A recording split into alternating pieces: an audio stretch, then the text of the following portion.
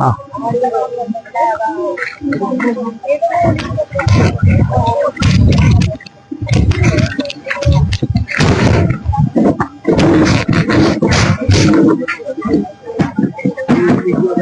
नमस्कार, पहला जय हिंद।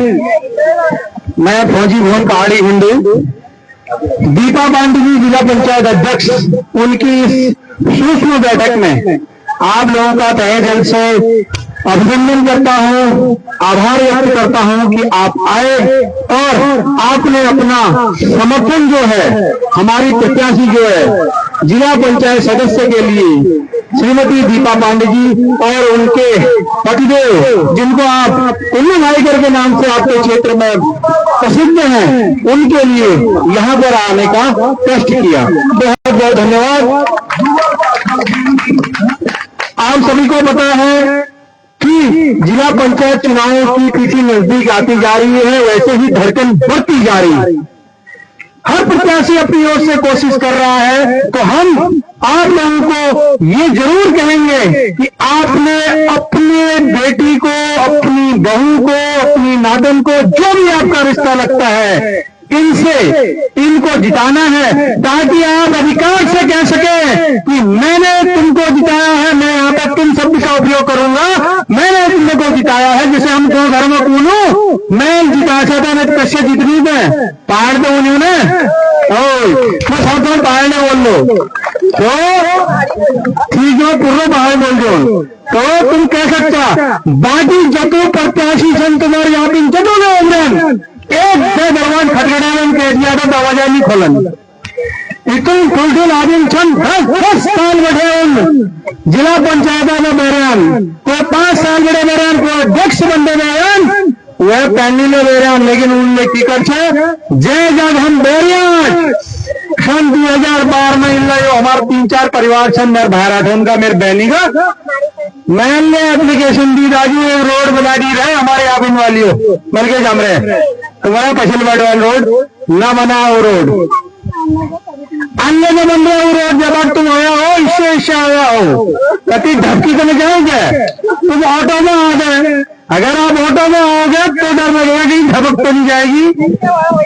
हाँ तो कत्ती है तुम बशान बड़े इधर मल्यपुर गो बड़े का और भरतपुर और बड़े कॉलोनी तक जो हमारे क्षेत्र था हल्द्वानी सेना किनारला मारो बिल्कुल नगर निगम किनारला और नगरे जिला पंचायत शुरू हो आज और जगह बरखा ले चाला बाजी रही वाकई नंदीनंद अब गो छाड़ गए हम पहाड़ बड़े यहाँ आया या हम बढ़िया उनका प्लॉट पानी आल बिजली आल सब कुछ आ जाओ रात के लिए बिजली बिल्कुल भितरे आ गया आज ही कह दिया ना फिर आई तुम हम वोट दिया हम बढ़िया काम करने को मन खुला। अच्छा भाषण शुरुआत करने के पहले हम सब पहाड़ आगे अपन इष्ट देव याद कर अपन देवी याद कर तो मैं दगा नार लगाया तुमने सोनो मैन चली भगवान शिव कह को बर्तने हो मेरे सोमवार तो सप्ताह लगभग बर्तन रखना चाहिए। तो हमारे इष्ट देव की भगवती माता की हरदीप सेन की गोविंद भगवान की और शिव शंकर भोले की, तो ये हमारे इष्ट हैं।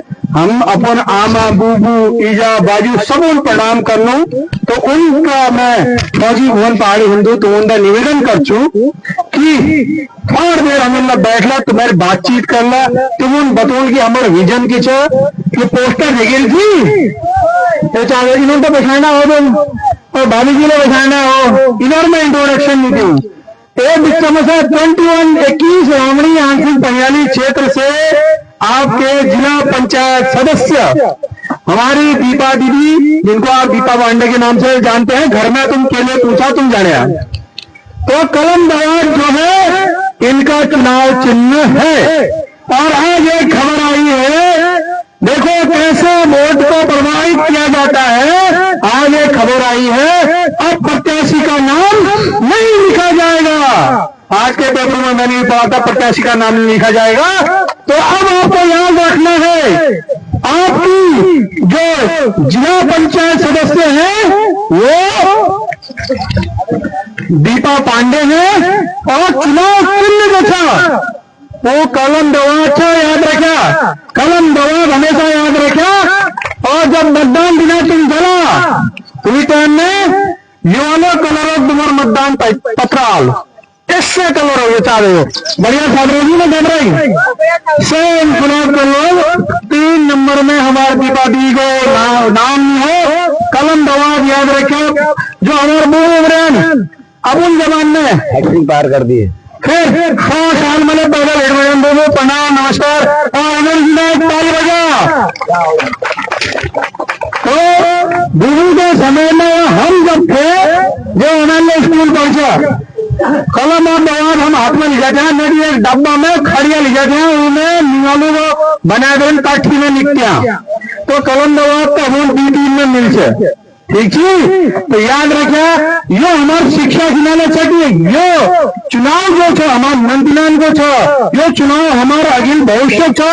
बोला दिन सब आके वोट मांगना हमने दी हम लोग कर रहा हम वो कर रहा करण के दिगिरा दोन 10 साल 15 साल बड़े तने सत्ता से यहाँ बड़े गो में दिल्ली तक कानून में बहुत तेज था ध्यान को एरिया सब बनना। जब हम ये रोड किना गया पैस नादिन की मैं पैस नादिन, तो मैं आपसे ये जरूर कहना चाहूंगा वोट सिर्फ अपनी बेटी को अपनी बहू को।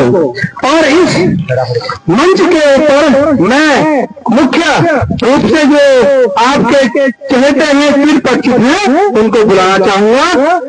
तुम्हें ऐसे मैं कहूंगा बुबू नाम की बुबू नाम की दीवान सिंह जी हमारे बीच में, दीवान सिंह रावत जी जो वरिष्ठ एडवोकेट है हमारे बीच में पधार चुके हैं। 100 साल उनकी उम्र हो गई है, उससे ज्यादा हो गई है। बहुत चीजें उन्होंने देखी हैं परिवर्तन होते हुए 0 से लेके यहाँ तक। अब मैं बुलाना चाहूंगा हमारे पहाड़ी आर्मी के जो संस्थापक अध्यक्ष हैं हरीश रावत जी, जो इस मुहिम को समर्थन दे रहे हैं और हम पहाड़ियों के लिए लड़ रहे हैं। हम पहाड़ियों की कोई भी समस्या जो सुबह से लेकर रात तक किसी भी प्रकार की, उसके लिए ये हर समय खड़े रहते हैं। अब मैं बुलाना चाहूंगा हमारे पहाड़ी हिंदू सशक्तिकरण अभियान के जो संयोजक हैं विनोद शाही जी, ये आपके सामने है, आपको बातचीत भी हुई है इनकी। तो ये पहाड़ी हिंदू सशक्तिकरण अभियान के संयोजक हैं और ये कार्य कर रहे हैं पहाड़ी हिंदुओं के लिए, हम सब के लिए, हम पहाड़ियों के लिए, क्योंकि 25 साल हो गए हैं और अभी तक हम वैसे के वैसे ही हैं जिस प्रकार से उत्तर प्रदेश में रहते थे, उससे भी बदतर स्थिति हमारी बना दी गई है। हमारे बीच में हमारे सुनील पांडे जिनको आप पिन्नू भाई करके जानते हैं, वो हमारे बीच में बढ़ा चुके हैं। इनको आप बहुत अच्छे से जानते हैं, इनका परिचय आपके पास पूर्ण किया है। अब मैं बुलाना चाहूंगा आपके प्रत्याशी श्रीमती दीपा पांडे जी को आइए और मंच पर अपना स्थान ग्रहण कीजिए। और किसको बुलाना है?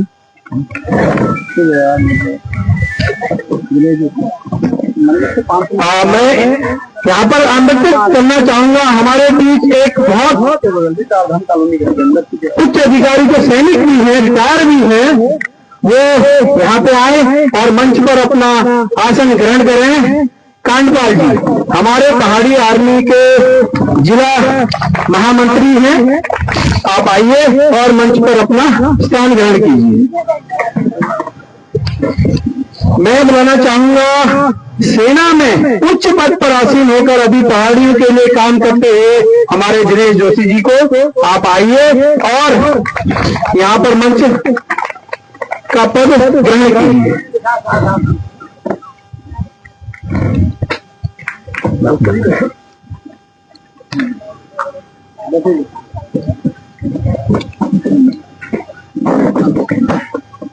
आप लोगों को विदित है कि यहाँ पर ये मीटिंग जो है वो हमारी जो जिला पंचायत सदस्य हैं दीपा पांडे जी के लिए बुलाई गई है और आप लोग आए हैं, मैं आपका अभिनंदन करता हूँ।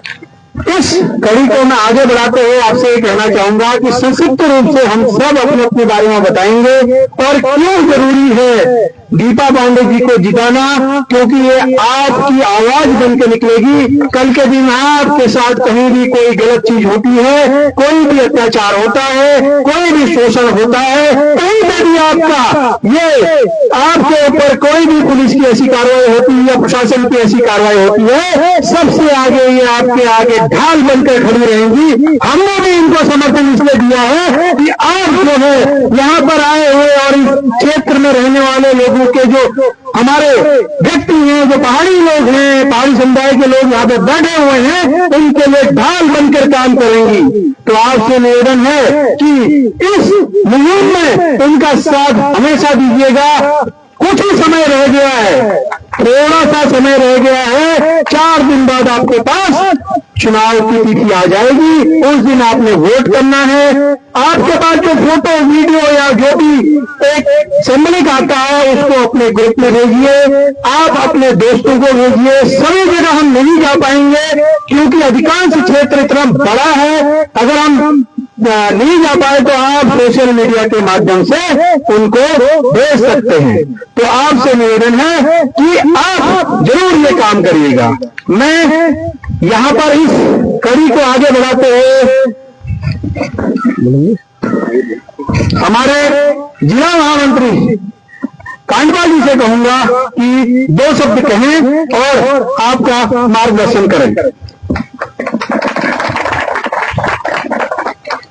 मैं सबसे पहले अपना परिचय देता हूँ। मैं राजन कांडपाल, आर्मी से रिटायर्ड, पहाड़ी आर्मी से जिला महामंत्री। मैं सभी मातृशक्ति, सभी युवा साथियों से, बुजुर्गों से, पहाड़ी आर्मी की तरफ से, पहाड़ी हिंदू सशक्तिकरण की तरफ से आप लोगों को कोटि कोटि प्रणाम।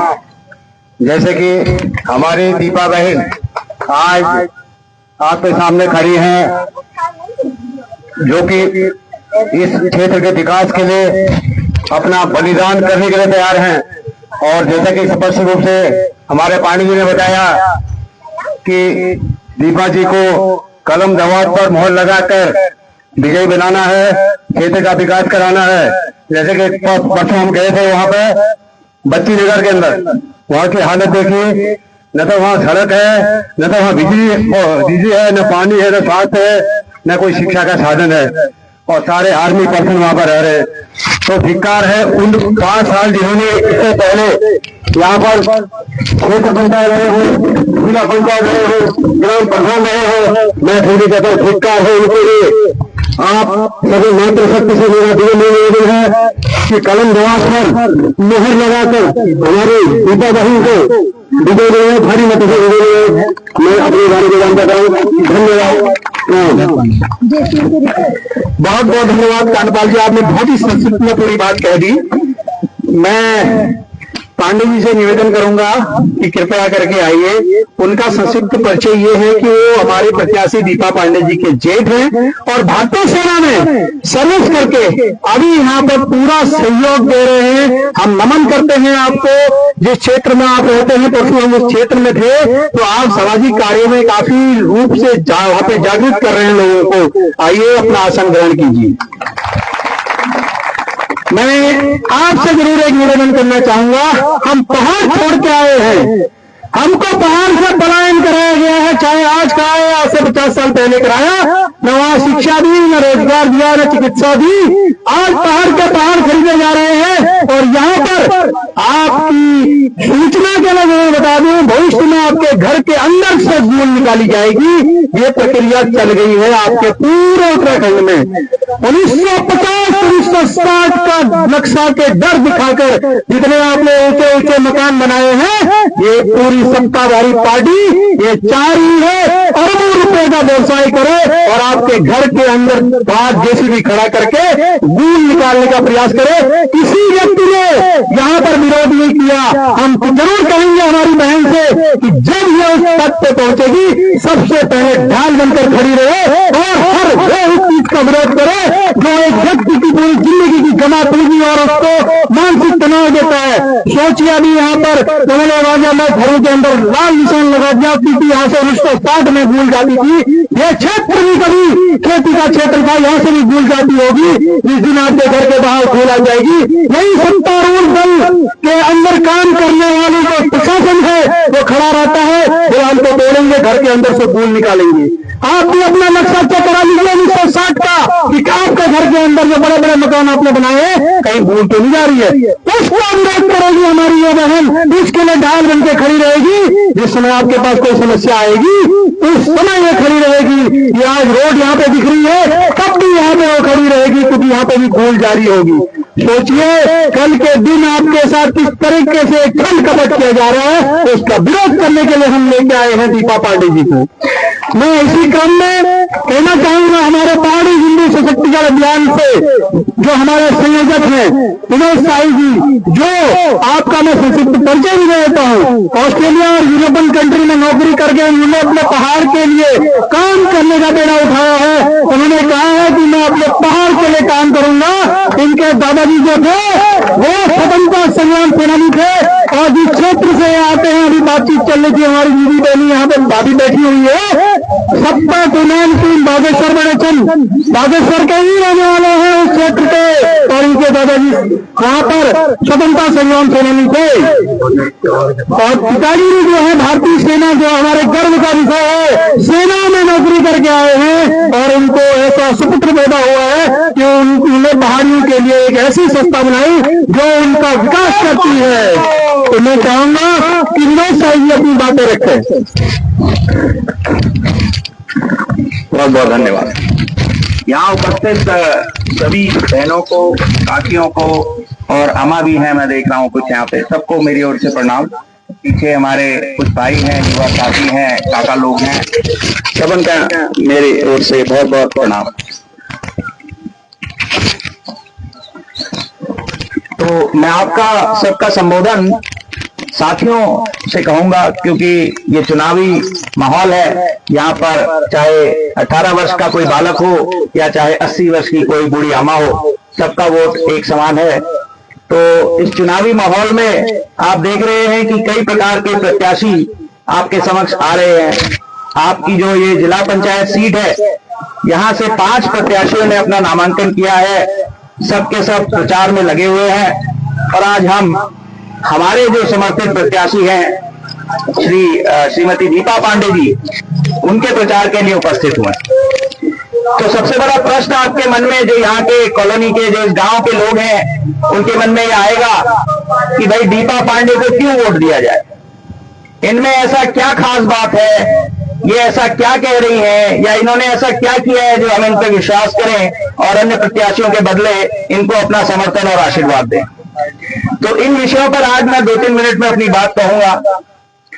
तो दीपा पांडे जी एक ऐसी प्रत्याशी हैं जो कि किसी भी बड़े राष्ट्रीय दल से संबद्ध नहीं है। जैसा हम जानते हैं, उत्तराखंड में सरकार इस समय भारतीय जनता पार्टी की है, मुख्यमंत्री उनके हैं, पूरी सरकार प्रशासन सब उनके अनुसार चलता है, और पूर्व के जो जिला पंचायत सदस्य हैं या अध्यक्ष कहें, वो भी भारतीय जनता पार्टी के। इसके अलावा 2 अन्य प्रत्याशी जो हैं वे भी भारतीय जनता पार्टी के। तो इस प्रकार से 5 में से 3 प्रत्याशी भाजपा ने खड़े कर रखे हैं, यानी कि 60% नेतृत्व वो सोच रहे हैं कि हम स्वयं ही दे देंगे। तो आपने देख लिया उनके बीच में किस प्रकार की लड़ाई चल रही है। वो जनता के सहयोग की लड़ाई नहीं है, वो भाजपा के भीतर नेतृत्व चमकाने की लड़ाई है। तो इसीलिए अगले प्रत्याशी की ओर चलते हैं, जो आप जानते हैं कांग्रेस के प्रत्याशी हैं। और इस उत्तराखंड राज्य में कांग्रेस भी वो बड़ी पार्टी है जिसने कई वर्षों तक अपनी सरकार चलाई। यहाँ की नीतियां, प्रशासन, सब कुछ योजनाएं उनके अनुसार चली। 2-3 बार उन्होंने भी इस प्रदेश में राज किया है पिछले 25 वर्षों में। तो कुल मिलाकर के ये जो 4 प्रत्याशी हैं, ये रिप्रेजेंट, ये किसको दर्शाते हैं? ये उन सरकारों को, ये उन पार्टियों को दर्शाते हैं जिन्होंने उत्तराखंड में अपनी एक हनक के साथ राज किया है। बड़े बड़े काफिले लेके घूमने वाले मंत्रियों की ये सरकारें रही हैं। और आप सब जानते हैं, पिछले 25 वर्षों में हमारे समाज का, ये जो हमारा पहाड़ का जो समाज है, जो विस्थापित हो चुका है। लोग कहते हैं कि कुमाऊं की राजधानी के रूप में हल्द्वानी का शहर उभर रहा है। मैं इस सिक्के का दूसरा पहलू आपको दिखाना और बताना चाहता हूं कि पहाड़ उजड़ के हल्द्वानी बस रहा है। यदि हमारा पहाड़ नहीं उजड़ता तो क्या ये हल्द्वानी बसता? मेरा प्रश्न आपसे ये है। आज से 20 साल पहले या 25 साल पहले जो लोग यहाँ आए थे, उस समय वो जानते हैं कि हल्द्वानी कितना छोटा था। हमारे देखते देखते हल्द्वानी में बड़ी बड़ी दुकानें खुल गई, बड़ी बड़ी कॉलोनियां बस गई। ग्रामीण क्षेत्र जहां जंगल होते थे वहां बड़े बड़े लोगों ने मॉल खोल दिए हैं, बड़ी बड़ी सड़कें बन गई हैं। ये कौन लोग हैं जो यहाँ आकर बसे? ये वो लोग हैं, कोई बागेश्वर से आके बसा, कोई रानीखेत से आके बसा, कोई अल्मोड़े से आके बसा, कोई पिथौरागढ़ से, कोई चंपावत से। ये लोग क्यों अपना घर छोड़ के आए? केवल इस साथ से आए कि हमारे पहाड़ तो वैसे ही पिछड़े हुए हैं, वहां कोई सुविधा है नहीं, चलो कम से कम हल्द्वानी के आसपास कहीं कोई जमीन ढूंढे, कहीं अपना घर बनाए, आशियाना बनाए और यहां रहे। तो सोचने वाली बात यह है कि जो सरकारें आज तक 25 वर्षों से उत्तराखंड को हाल बेहाल कर चुकी हैं, आज उन्हीं सरकारों के नेता, उन्हीं सरकारों के प्रत्याशी, उन्हीं पार्टियों के लोग अपने आप को जनसेवक बता करके और बड़ी बड़ी बातें कर रहे हैं। तो मेरा आप सबसे निवेदन है कि पहले अपने मन में एक प्रश्न पूछिएगा कि ये भाजपा और ये कांग्रेस के प्रत्याशी जब सरकार में होते हैं, जब पद में होते हैं, तब ये कितना आप लोगों का ख्याल करते हैं। इस बात पे जब आप विवेचन करेंगे, जब आप इस पर सोचेंगे, तो आप पाएंगे, मेरी स्वयं की एक स्टडी है, वो मैं आपसे शेयर करता हूं। पिछले 25 वर्षों में यदि एक समाज का, जो हमारा पहाड़ी हिंदू समाज जो यहाँ बहुसंख्यक है, पूरे उत्तराखंड में हमारे लोग हैं, पहाड़ों के कारण ये प्रदेश अलग से बना है, हमारे बलिदानों से बना है। तो यदि आप इसके विकास के जो कोई भी मानक आप तय करना चाहें, चाहे शिक्षा के मानक ले लीजिए, चाहे स्वास्थ्य के मानक ले लीजिए, चाहे रोजगार के ले लीजिए, चाहे जागरूकता के ले लीजिए, चाहे जो कोऑपरेटिव सोसाइटीज होती हैं उनके मानक ले लीजिए, तो आप पाएंगे कि पिछले 25 वर्षों में लोगों का जो विकास की जो दर है वो ऊपर जानी चाहिए थी यदि हमारे पास अच्छा नेतृत्व होता, क्योंकि सरकार हमारी थी, प्रदेश हमारा था। परंतु मैंने अभी तक जो भी सर्वे किया है, मैं लोगों से पूछता हूं कि आप बताइए पिछले 25 वर्षों में क्या हम लोग सशक्त हुए हैं या हम लोग कमजोर हुए और हमारा ग्राफ नीचे की ओर जा रहा है। इस उत्तराखंड में बाहर से आकर के जितने लोग बसे हैं, यदि आप उनकी विवेचना करेंगे, उनके कारोबार देखेंगे, उनका शिक्षा और रोजगार में जो उनका हिस्सा उनको मिल रहा है वो देखेंगे, तो वो हमसे ज्यादा पा रहे हैं, जबकि वो इस राज्य के भी निवासी नहीं है। ये बाहर से आके पिछले 20 वर्षों में यहां रह रहे हैं, कमा रहे हैं और दुनिया भर के अतिक्रमण हो रहे हैं। हमारे शिक्षा में अतिक्रमण है, कॉलेजों में सीटें नहीं मिलती हमारे बच्चों को। क्यों? क्योंकि बाहर के लोग आके बस गए हैं। अस्पतालों में आप चले जाइए, यही हल्द्वानी सुशीला तिवारी चले जाइए, देश अस्पताल चले जाइए, आपको दिख जाएगा कि मैं किस सच की बात कर रहा हूं। आगे बढ़िए, रोजगार की बातों पे आते हैं। सरकारी नौकरियां वैसे ही मुट्ठी भर होती हैं। आप जानते हैं कि सरकारी नौकरियों में ये बाहर राज्यों के लोगों को दनादन नौकरी देके भर रहे हैं, कई हरियाणा के, कई राजस्थान के। तो ये कार्य हमारे चिकित्सा अस्पतालों की जो हालात है वो आप सब जानते हैं, हमारी नौकरियों में क्या हो रहा है वो आप जानते हैं। तो ये बाहर के लोगों को यहां बसा कौन रहा है, ये प्रश्न सोचने वाला है।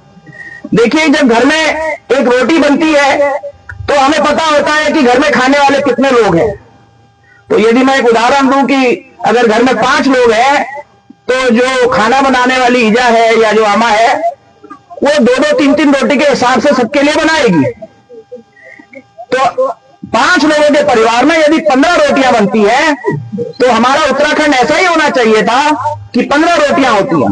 लेकिन यह खाने वाले हो गए हैं 45, 15 हमारे पहाड़ के और 25 बाहर के, या 40 बाहर के, 20 बाहर के। तो इस परिस्थिति को जन्माने वाले कौन है? किसी ना किसी का तो दोष है। जो ये चालाक नेता है, जो इन पार्टियों के, बड़ी बड़ी पार्टियों के चालाक नेता हैं, वो जनता को भ्रमित करते हैं और हर बात का दोष हमारे ही ठीकरे फोड़ देते हैं। तो मैं आपसे इस बात का आग्रह करना चाहता हूं कि आप लोग सोचें और बताएं कि हम तो सामान्य लोग हैं, कोई फौज में नौकरी करके आया है, कोई अपनी छोटी दुकान चला रहा है, कोई होटल में नौकरी करता है, कोई टीचर है। तो क्या हम लोग समाज चलाते हैं? क्या हम लोग नीतियां बनाते हैं? हम लोग नहीं बनाते। ये नीतियां बनाते हैं यही नेता लोग, योजनाओं को यही नेता लोग बनाते हैं और यही बांटते भी हैं। तो हमारे विकास की, हमारी सुविधाओं की जब सारी योजनाएं, सारी नीतियां ये नेतागण बनाते हैं, तो दोष सबसे पहले इनका है। यदि हम लोग खड्डे में जा रहे हैं, यदि हमारा समाज खड्डे में जा रहा है, यदि हमारा प्रदेश खड्डे में जा रहा है, तो दोष सबसे पहले इनका है।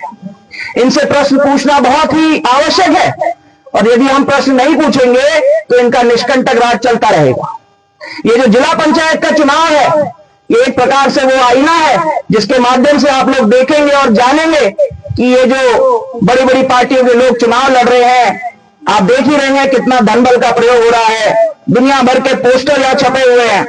आपने सड़क पर देखा होगा, ऐसे ऐसे बड़े बड़े बीच सड़क के यूनिफॉर्म लगे हैं जिसका एक महीने का किराया 25-30 हजार रुपए है, और ऐसे 50 इन्होंने पोस्टर लगा रखे हैं।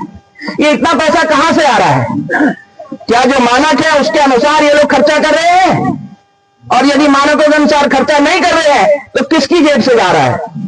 और यदि अभी जा रहा है तो जब ये चुनाव जीतेंगे तो ये वो पैसा कहां से वापस लेंगे?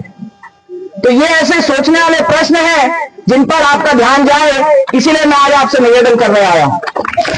आपके समझ जो प्रत्याशी है, आपने देखा होगा इनके ऐसे बड़े बड़े पोस्टर नहीं है, सड़क में इन्होंने पूरा छाप नहीं रखा है अपने नाम से। उसका कारण यह है कि उसके लिए चाहिए होता है धन, माल, जो ये एक सामान्य परिवार से आती हैं इतना नहीं कर सकती। इनके पास क्या है? इनके पास एक विचार है, एक सोच है अपने लोगों के लिए कार्य करने की। ये कहती है, इन्होंने अपना पूरा एजेंडा एक पत्र में छाप रखा है। मुझे आशा है कि आप लोगों को वो बढ़ चुका होगा। अगर नहीं बताया तो एक आदमी देख ले और सबको बांट दे। आप उसमें पढ़ेंगे 6-7 बिंदु, 8-10 बिंदु इन्होंने लिखे हैं। उस एक एक बिंदु पर हमने इनसे चर्चा करी, इनकी सहमति थी, इनका पूरा प्लान हमने जाना। उसके बाद अपने पूरे संगठन के साथ, पूरे दल बल की शक्ति के साथ हम इनके चुनाव में इनके साथ खड़े हुए हैं। मैं तो व्यक्तिगत रूप से इनको जानता भी नहीं था कुछ दिन पहले तक, ना ये मेरे गांव से है ना मेरी कोई रिश्तेदारी है, लेकिन फिर भी हम अपनी गाड़ी लेकर के प्रचार में जा रहे हैं। घंटों घंटों इनके पोस्टर बैनर छपाने से लेके, बनवाने से लेके, चिपकाने और सारी गतिविधियों में हमारी टीम लगी है। और यही ये बैठे हैं, आप इनसे पूछ लीजिए कि यदि हमने इनसे कभी 1 रुपया, 5 रुपया, यहां तो लोग एक एक आदमी को 500 रुपए बांट रहे हैं, 1000 रुपए बांट रहे हैं। तो हम केवल इस विचारधारा का प्रचार कर रहे हैं कि ये राज्य हमारा है, आपका है, आपका है और आपका है। ये हमारे पहाड़ी हिंदू समाज का राज्य है और यहाँ वर्चस्व हमारे लोगों का होगा। कहने के लिए तो ये सारे भी पहाड़ी लोग हैं, जितने अभी करंट नेता हैं ये भी सब पहाड़ी है। लेकिन क्या ये सोच से पहाड़ी है? क्या ये अपने कर्मों से है? क्या ये अपने समाज के हित के लिए योजनाएं बना रहे हैं? उत्तर है नहीं, क्योंकि हम तो सशक्त ही नहीं हो रहे। मुझे क्या जरूरत पड़ी है कि मैं पहाड़ी हिंदू सशक्तिकरण अभियान चलाऊं, पूरे प्रदेश में, पूरे पहाड़ में घूम घूम के हर चौक चौराहे पर सभाएं करूं अपने साथियों के साथ? क्या जरूरत पड़ी है? मैं भी तो अपना काम धंधा कर सकता हूं, अपने पत्नी बच्चों के साथ समय बिता सकता हूं। लेकिन हम ये करने पर मजबूर हैं, क्योंकि हम देखते हैं कि हम अपने ही राज्य में कमजोर हो रहे हैं। हमारा समाज यहां से पलायन करके जाने पर मजबूर हो चुका है। तो इन सब बातों पर आप लोग चिंतन करिए और एक ऐसे प्रत्याशी को अपना वोट दीजिए, अपना समर्थन दीजिए जो यहाँ की स्थानीय है, जो यहीं पली बड़ी है, जो इसका घर यहाँ है और ये चाहती है करना कुछ अपने लोगों के लिए। आगे अपने संबोधन में वे बताएंगे कि किस प्रकार से क्षेत्र पंचायत सदस्य रहते हैं, उन्होंने कई बड़े बड़े कार्य किए। तो मैं आप लोगों से हाथ जोड़ के निवेदन करता हूं कि आप सभी इन्हें अपना आशीर्वाद दें और इन्हें विजयी बनाएं। बहुत बहुत धन्यवाद। धन्यवाद साई जी, आपने बहुत विस्तृत रूप से इस चीज को बताया। कुल्ला हमारा आमा बूबू बहनी या नए बच्चे जो बैठे हैं, सन 2000 में हमारा ये उत्तराखंड राज्य बन है। हमने बड़े खुश भैया कि हमारा राज्य बन गया, अब सब कुछ हमारा। हम यहाँ कुछ नहीं है, बाहरियों की स्थिति हमें खराब की है। इन सत्तारूढ़ दलों ने, चाहे वो कांग्रेस हो या भाजपा हो, अभी भाजपा एक नया कानून ला के आई है जिसमें कहती है कि आप यूसीसी के माध्यम से लिव इन रिलेशन में रह सकते पसंद करते हैं कि ये चाहते हैं कि हमारी जो पहाड़ की स्थिति है, जो उत्तराखंड राज्य है, वो महिलाओं और बच्चियों के कंधे में टिका हुआ है, उसको तोड़ना चाह रहे हैं, उसको बर्बाद करना चाह रहे हैं। एक अघोषित वैश्यवृत्ति में उसको ले जाना चाह रहे हैं। आज सुबह मेरा यूनिवर्सिटी का एक प्रोफेसर कह रहा था कि एक ऐसी संभावना है, एक ऐसा रास्ता है जिसमें घुसने के बाद वापस नहीं आ सकते हैं। कौन भाई, कौन बेटा, कौन बहन ऐसा चाहेगी कि 6 परिवार में ऐसा हो? एक साथ 2 परिवार बर्बाद होते हैं। कभी सोचिए अपने बच्चों के साथ, क्या ये भाजपा और कांग्रेस वाले उनको अपने घर की बहू बेटी बनाएंगे? नहीं बनाएंगे। ये सिर्फ हम लोगों के लिए ऐसे जाल बुन रहे हैं, हम बेच के रह जाए और हमारे परिवार पूरा टूट जाए। इस चीज को रोकने के लिए लगातार आंदोलन की जरूरत है। वो आंदोलन कौन करता है? वो एक ऐसा व्यक्ति होता है जो उस आंदोलन को खड़ा करता है। और आज हमारे बीच में हम पहाड़ियों के लिए, चाहे दम्मा ढूंगा का आंदोलन हो, चाहे कोई भी सामाजिक आंदोलन हो, चाहे कैसा भी आंदोलन हो, मैं आपसे कहता हूं हमारे बीच एक ऐसा व्यक्ति है वो आंदोलन को ले जाना जाता है, जिसका नाम हरीश रावत है और पहाड़ी आर्मी का संस्थापक अध्यक्ष भी है। आपको कोई छोटी समस्या हो, बड़ी समस्या हो, और किसी भी तरीके से, चाहे प्रशासनिक हो, चाहे व्यक्तिगत हो, चाहे दुकानदार आपको परेशान कर रहा हो, चाहे कहीं आपका पैसा फंसा हुआ हो, बहुत सारे ऐसे सामाजिक और आर्थिक राजनीतिक कार्य इन्होंने किए हैं। आप भी कैसे फतेहपुर में एक व्यक्ति ने एक फौजी भाई के परिवार के 1.5 करोड़ रुपए दबा दिए थे और वो परेशान। सोचिए, वो व्यक्ति सेना में नौकरी कर रहे, कैसे उसका परिवार चला, उसका घर बेच दिया झूठ में, धोखाधड़ी से। ये व्यक्ति ऐसे हैं जिन्होंने प्रशासन की मदद से, अपने कार्यों से आंदोलन करके वो पैसे उनको वापस दिलाए हैं। तो मैं कहना चाहूंगा अगली कड़ी में कि हरीश रावत जी जो पहाड़ी आर्मी के संस्थापक अध्यक्ष भी हैं, वो बताएं अपने बारे में, और हमारी जो बहन है उसको कैसे उन्होंने प्रमोट किया, क्यों लेके आए, ताकि उस कल का आपका दिन आपके साथ जब ऐसा होगा तो ये व्यक्ति और ये महिला जो आपकी अपनी है, आपके गांव की है, आपके मोहल्ले की है, वो ढाल बन के खड़ी रहेगी और पीछे से हम सिपाही की तरह खड़े रहेंगे उन लोगों के साथ। बिना आंदोलन के आप आज के समय पे जीवित नहीं रह सकते हैं। आपकी रोड नहीं बनी है पिछले 10 साल से, तो मैं देख रहा हूं 2012-13 से जब से टूटी है एक बार बनने के बाद। तो मैं हरीश रावत जी को आमंत्रण करूंगा, अपनी बात रखें। धन्यवाद पांडे जी। हमारे बीच में वयोवृद्ध और हमारे दादा परदादा की उम्र के वरिष्ठ एडवोकेट दीवान सिंह रावत जी बैठे हैं। आपको हमारा प्रणाम। जिस उम्र में लोग 60 साल की उम्र के बाद लोग सोच रहे कि हमारी उम्र निकल गई, और हमारे बीच में एग्जाम्पल के रूप में हमारे बहू बैठे जो 100 साल पूरी कर चुके हैं। आप सभी इनके नाम पे जोरदार तालियां बजाएंगे और इनको स्वस्थ रहेंगे और निरोग रहे और बहुत अच्छी उम्र आगे भी आते रहे। हमारे बीच में हमारे मित्र और हमारे साथी विनोद शाही जी हैं। मैंने आपको बताया, अभी इन्होंने भी बताया, विनोद शाही जी ऑस्ट्रेलिया में इनकी पढ़ाई हुई है और कई दुनिया के कई देशों में इन्होंने नौकरी की है। उसके बाद काफी जो यहाँ क्लास के ऑफिसर्स होते हैं, जो बैंक के मैनेजर्स होते हैं या दूसरे अधिकारी होते हैं, उनको ट्रेनिंग देने का ये काम करते हैं। और हम लोग ये हमारे साथ क्यों आए? क्योंकि हमने कहा भाई ये उत्तराखंड के हम पहाड़ के लोग यहाँ पर आए, यहाँ पर आने के बाद भी हम ठगे जा रहे हैं। हम पहाड़ छोड़ के क्यों आए? क्योंकि हमारे पहाड़ में पानी नहीं आ रहा था, हमारी सड़कें बेकार थी, हमारे स्कूलों में टीचर नहीं थे और हमारे पास अस्पताल नहीं थे। वो सारी चिंताओं को लेके हम लोग यहाँ आए और यहाँ आके हमको क्या मिला? यहाँ आके भी हमको वही मिला जो वहां था। तो यहाँ वहां अच्छे थे, हम यहाँ अच्छे हैं।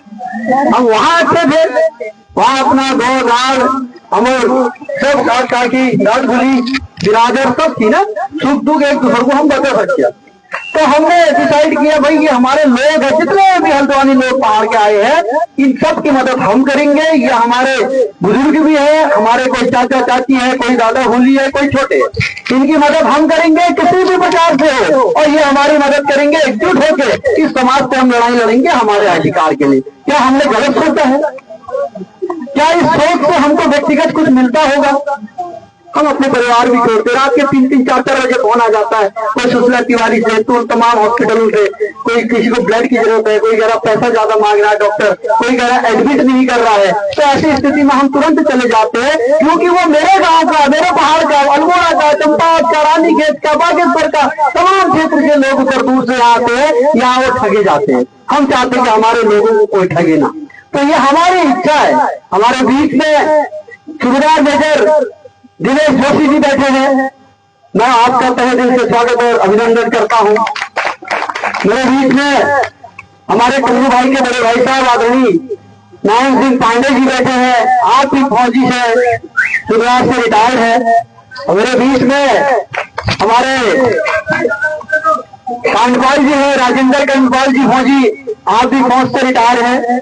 हमारे बीच में ये फौजी साहब है, ये भी पिछली बार चुनाव इनको हमने लड़ाया, पूछिए मेयर का चुनाव इनको लड़ाया, हमने कहा हम इस पहाड़ की लोगों की आवाज हम हमेशा बुलंद करेंगे। फौजी साहब चिंता मत करो, क्योंकि फौजियों के पास पैसा नहीं होता है, जो पैसा होता है मकान में लगा देता है, फिर सोचता है मैं लड़की की शादी कैसे करूं, लड़के की शादी कैसे करूं, उनको पढ़ाऊं कैसे, उनके पास पैसा नहीं होता है। 20, 25, 30, 40 हजार रुपए तक पेंशन मिलती है, उससे घर का जुगाड़ करना बड़ा आसान नहीं होता है। तो इन्होंने हिम्मत की चुनाव लड़ने की, हमने कहा पैसों की चिंता मत करना, हमारे पास लोग हैं, हम लोगों से चुनाव जिताते हैं, लोगों से चुनाव लड़ते हैं। पैसों से कभी भी चुनाव न जीता जाता है न लड़ा जाता है।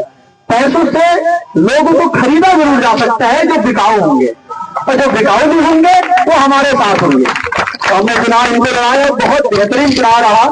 हमारे बीच में हमारे युवा साथी इंजीनियर गोकुल मेहरा जी अभी वीडियो बना रहे हैं। तो तमाम बहुत बड़ी टीम हमारी इस क्षेत्र में पहाड़ के लोगों को हम इकट्ठा करना चाह रहे हैं। बशर्ते मैं फौजी नहीं हूँ, फौज में नहीं हूँ, मगर मेरे साथ सारे फौजी लोग जुड़े हुए हैं, क्योंकि इन फौजी भाइयों को ये बॉर्डर पर ड्यूटी करते हैं, इनको सिविल का कुछ नहीं पता, यहाँ कोई भी ठग देता है। जब यहाँ आते मकान बनाने में ठगे, लड़के की शादी करने में ठगे, दुकानदार ने ठगा, ठेकेदार ने ठगा, स्कूल वाले ने ठगा, कोई ऐसा व्यक्ति है नहीं जिसने नहीं ठगा। यहाँ तक जो अपना है उसने भी ठगा, ठगते रह गए। तो ऐसे लोगों को गाइड करना हमारा काम है। हमने सोचा जो हमारे लोग हैं उनको हमें गाइड करना चाहिए, ताकि उनकी मेहनत का पैसा सही जगह लगे। उनकी मेहनत की कोई खून पसीने की कमाई है, उनके बच्चों के एजुकेशन पे लगे और उनके बच्चे अच्छी नौकरी करके उनका नाम रोशन करें, ये हमारी इच्छा रहती है। और ये चुनाव आज यहाँ पर कर रहे हो, इस चुनाव में हमारे पास क्या कांग्रेस के लोगों को फोन नहीं आए होंगे कि हमको सपोर्ट करो? क्या बीजेपी के लोगों को फोन नहीं आया होगा कि हमको सपोर्ट करो? क्या जो बीजेपी के लोग आज निर्दलीय कह रहे हैं अपने आप को, और असली भाजपा वाला कह रहे हो, तमाम पोस्टर लगे हैं, देखो सोनू में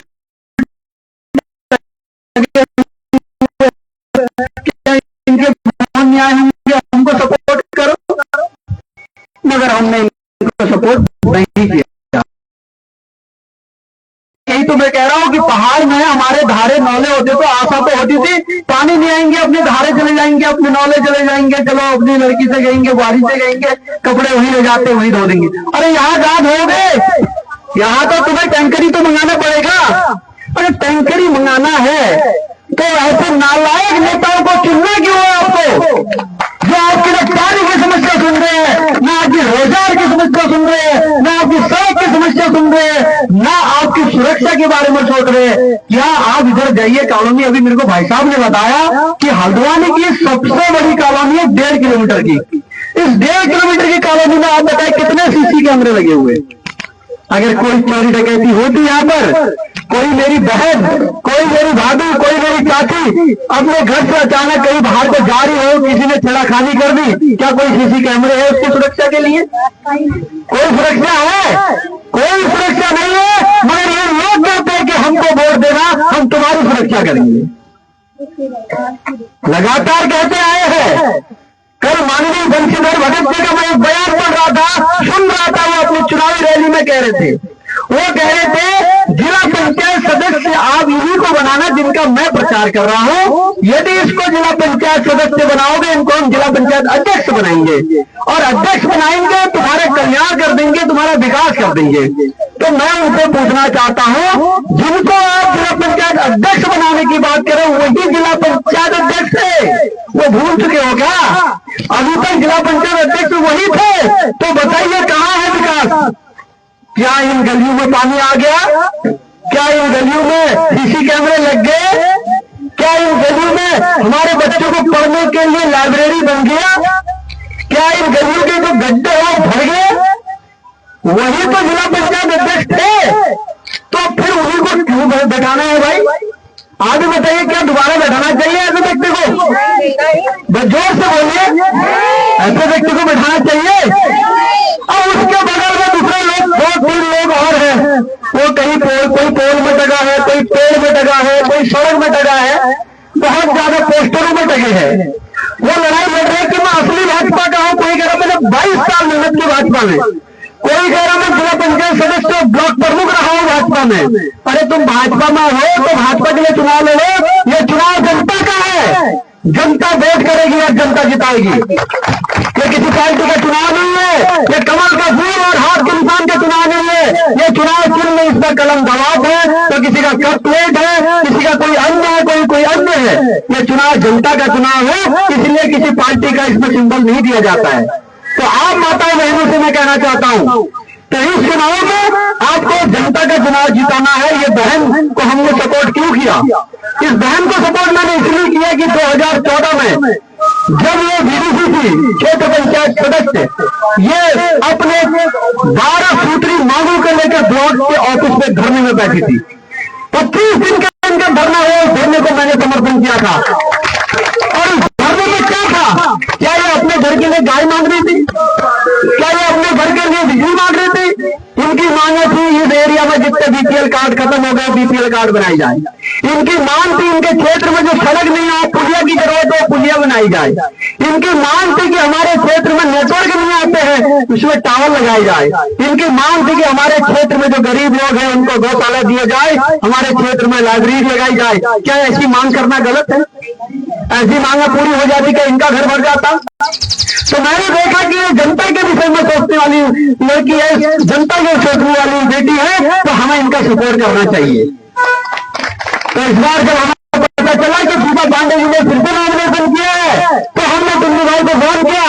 मैंने कहा भाई साहब आप चिंता मत करिए, आज चिंता मत करिए, हमारी पहाड़ी आर्मी की टीम तन मन और धन से आपको चुनाव लड़ाएगी। आप किसी विषय में आप चिंता मत करिए। आपके पास पैसा नहीं है, छोड़ दीजिए, सारी जनता से अरेंजमेंट हम कर लेंगे। चुनाव ये लोग पैसों से जीतने की बात कर रहे हैं, तो मैं आपसे आज बताना चाह रहा हूं, अगर ये तमाम लोग पैसा देंगे तो रख लेना, वो हमारा पैसा है। 5 साल हमको लूटा इन्होंने, मगर पैसा आपको देंगे नहीं। ये पैसा कहां देते हैं? ये पैसा गरीब और गरीब बस्ती में बांटते हैं। मैं अभी अखबार में पढ़ रहा हूं, कहीं प्रेशर कुकर पकड़े जा रहे हैं, कहीं चादर पकड़ी जा रही है, कहीं साड़ियां पकड़ी जा रही है, और कहीं जो है सोलर लाइटें पकड़ी जा रही है। ये लोगों को आज खरीद रहे हैं, तो क्या ये कल लोगों के काम करेंगे? आप बताइए, करेंगे? काम करेंगे? बताइए। तो मैं आपका भाई, आपका बेटा, आपको विश्वास दिलाता हूं, इस बहन को यदि आपने जिता दिया तो आपको किसी भी प्रकार की प्रॉब्लम होगी, ये पर्चा आपके पास होगा। इस पर्चे में मेरा नंबर है। आपको दिन रात सुबह शाम कभी भी किसी प्रकार की कोई ठग रहा है, कोई परेशान कर रहा है, चाहे भाई आपके सामने, आपके भाई बनकर, आपका बेटा बनकर, आपका चाचा बनकर आपके साथ खड़ा दिखाई देगा। ये मैं आपके सामने आज वादा कर रहा हूं, क्योंकि हमारा उद्देश्य, हमारा ध्येय इस हल्द्वानी में अपने पहाड़ के लोगों को बचाना है, अपने पहाड़ के लोगों के लिए सोचना है। नहीं तो ये बताइए, कुछ लोग दूसरे धर्म के लोगों को प्रमोट कर रहे हैं और कुछ लोग बाहर के लोगों को प्रमोट कर रहे हैं, तो हमारा कौन होगा भाई? हमारा कौन होगा? हम वो लोग हैं जो गोलजू को मानते हैं, सेंजू को मानते हैं, हरजू को मानते हैं, भगवती को मानते हैं। तो हम उन लोगों की एक अलग आस्था होती है और हम बड़े संस्कारवान लोग होते हैं, इसलिए हम कहीं लड़ाई झगड़ा नहीं करते। हमारे ईजा बाबू कहते हैं बेटा बाहर लड़ना मत, कहीं लड़ेगा तो अंदर मत आना। ये हमारे संस्कार है और इस संस्कार का फायदा बाहर वाले उठाते हैं और हम मारते भी है, हमें दबाते भी है और हमारे हक भी मारते हैं। तो हम हक नहीं मानने देंगे। यदि हमारा कोई भाई संकोची है, अपनी बात कहीं पर नहीं कर पा रहा है, तो वो भाई हमें बताए, तुम्हारा हक हम दिलाएंगे। हमारे ऑफिस में हर रोज 4-4, 5-5 लोग आते हैं। कोई कहता है साहब मेरी मैं नौकरी कर रहा था कहीं होटल में, मेरी 2 महीने की तनख्वाह मार दी। कोई कहता है कि मैंने किसी को पैसे दिए थे जमीन लेने के लिए, 4-5 लाख रुपए अपने लौटाई नहीं। तमाम इस तरीके की प्रॉब्लम लेके आते हैं और बड़े आसानी से सॉल्व हो जाते हो, क्योंकि उनको पता ये लोग आएंगे, पहले तो शासन प्रशासन से हेल्प करवाएंगे, नहीं करेंगे तो हमारी एक बहुत बड़ी टीम है। लातों की बात अगर भूत जो है बातों से नहीं मानती थे, हम लात भी मारते हैं, क्योंकि हम पहाड़ के वो लोग हैं जो दोस्त पहाड़ के हिमालय तक करना जानते हैं, धारे नौले से पानी लेना जानते हैं, जंगल से लकड़ी और घास लाना जानते हैं। हमारे अंदर वो दम है, बशर्ते हमारे लोगों के, हमारे माँ बाप का संस्कार है कि हम ऊंची आवाज में किसी से बात करना नहीं चाहते हैं, हम ऊंची आवाज में गाली गलौज में बात नहीं करना चाहते हैं। तो हमारे माँ बाप और आप लोगों को दिए संस्कार हमारे अंदर है, इसलिए हम चुप बैठते हैं। तो इस चुप बैठने का मतलब ये बिल्कुल नहीं है कि हमारे अंदर दम नहीं है, हम लड़ना नहीं जानते, हम झगड़ना नहीं जानते, हम अपना अधिकार छीनना नहीं जानते, इसका मतलब ये बिल्कुल नहीं है। तो एक बहुत बड़ी समस्या इस क्षेत्र में आ रही है, मैं देख रहा हूँ। हमारी माताएं बैठी है, हमारे ये भाई लोग बैठे जो फौज की नौकरी करते आए हैं, दिल्ली बॉम्बे में रह के या कहीं नौकरी करके यहाँ प्लॉट खरीदते हैं। जब 7 साल 10 साल के बाद वापस आते हैं कि मैं अपने प्लॉट में घर बनाऊं, मैं लोन लूं, तो पता चलता है उस खेत नंबर गायब हो गया, अब बैंक वाला लोन देने वाला नहीं है। बहुत सारे लोग परेशान है, प्रॉपर्टी डीलर ठग गया और वो बेचारे क्या करेंगे। तो मैं माताओं बहनों आपको विश्वास दिलाना चाहता हूँ, यदि इस तरीके की समस्या आपको आती है तो आपकी लड़ाई आपका ये भाई लड़ेगा, इस पूरी टीम के साथ लड़ाएगा। धरना देंगे एसएम के यहाँ, डीएम के यहाँ धरना देंगे, कमिश्नर साहब के यहाँ धरना देंगे, किसी तहसीलदार को नहीं छोड़ेंगे, मगर हमारे माँ बाप की गाड़ी कमाई से मेहनत किया अगर बेकार की प्रॉपर्टी डीलरों की वजह से हो गई, तो ना हम प्रॉपर्टी डीलरों को छोड़ेंगे, ना शासन बैठे हुए अधिकारियों को छोड़ेंगे। मैं आपको ये बता देना चाहता हूँ, ये तमाम लोग जितने लोग हैं, आप देखिए इनका बैकग्राउंड देखिए और इनका बैकग्राउंड देखिए। हमारी दीदी जो है वो महिला समूह से जुड़ी हुई है, आप कंट्रोल चलाती है, आप क्षेत्र की जनप्रतिनिधि नहीं है। आपने मुझे बताया जब आप 5 या 6 साल की थी तो यही फतेहपुर चौराहे के आगे बाघ ने जो है इनके पिताजी को मार दिया। ये 2 महीने की थी, इनकी मम्मी जी ने इनको कितने मेहनत से, कितने दुख से पाला पोसा, और इस बिटिया ने, इस लेडी से इस जंगल में रहकर ग्रेजुएशन भी किया, डबल एमए किया, ट्रिपल एमए किया, और आज आप लोगों के बीच में शेरनी बन के बैठी है। तो इसके संघर्ष को हम सलाम करते हैं, इनके संघर्ष को आगे बढ़ाने के लिए हम काम करते हैं। इस हल्द्वानी में मैं दोबारा बोल रहा हूँ, बहुत सारे हमारे भाइयों ने पहाड़ से आके बसने के लिए अपनी जमीनें ले रखी है, प्रॉपर्टी डीलरों ने बगैर बताए चोरी छिपे खेत नंबर गलत करके रजिस्ट्री करवाई हुई है। रजिस्ट्री के बाद हमारे भाइयों को लोन नहीं मिल रहे, वो मकान नहीं बना पा रहे, वो अधिकारियों के पीछे आगे घूम रहे हैं, प्रॉपर्टी डीलर के आगे पीछे घूम रहे हैं, उनका समाधान नहीं हो रहा। फिर उनको महसूस हो रहा हम ठगे गए, और जाए तो कहाँ जाए। उनके पास एक ही रहता है, भगवान भलगरिया, अगर मीन गलत करने वाला नुगु नहीं चाहे धन गरिया वाला। हम बाहर के लोग हैं, भगवान पे बहुत विश्वास करते हैं, गुंजो हमारे न्याय के देवता है। तो मैं आपको बता देना चाहता हूँ, यदि आपने हमारी बहन को बहुमत से जिताया, आपकी ये समस्या के लिए डीएम के यहाँ, एसडीएम के यहाँ, तहसीलदार के यहाँ मैं धरने में बैठूंगा, आपकी गाड़ी कमाई को बेकार नहीं जाने दूंगा। आप और मेरा इतिहास आप देख लीजिए, 18-20 साल से इस हल्द्वानी में सिर्फ और सिर्फ पहाड़ की लड़ाई लड़ता हूं मैं। हमारे पहाड़ का भाई कहीं भी प्रॉब्लम में खड़े हो जाता हूं, चाहे मुझे डीएम डंडा मारे, चाहे मुझे कोतवाल डंडा मारे, चाहे मेरे ऊपर केस हो। कई बार मेरे ऊपर केस करने की भी कोशिश की और कुछ केस किए भी है, मगर हम केसों से नहीं डरते। क्यों? हमारी ईजा कहती बेटा तू गलत नहीं तो डरना मत, मगर तू कभी गलत करना मत। तो हम कभी गलत करते नहीं है, गलत कभी हम डरते नहीं है। तो इसलिए आप लोगों की समस्या जो प्रॉपर्टी डीलरों ने हमारे गाड़ी कमाई खाई है, उसके लिए हम लोग खड़े रहेंगे। आप लोगों को एक ही काम करना है, 28 तारीख के दिन कलम दवात से मोहर मारनी है। किससे मारनी है? जोर से बोले, किससे मारनी है? कलम दवात पर मोहर मारनी है। 28 तारीख को दीपा पांडे जी को भारी बहुमत से जिताना है। ये हमारे लिए एग्जाम्पल भी होगा।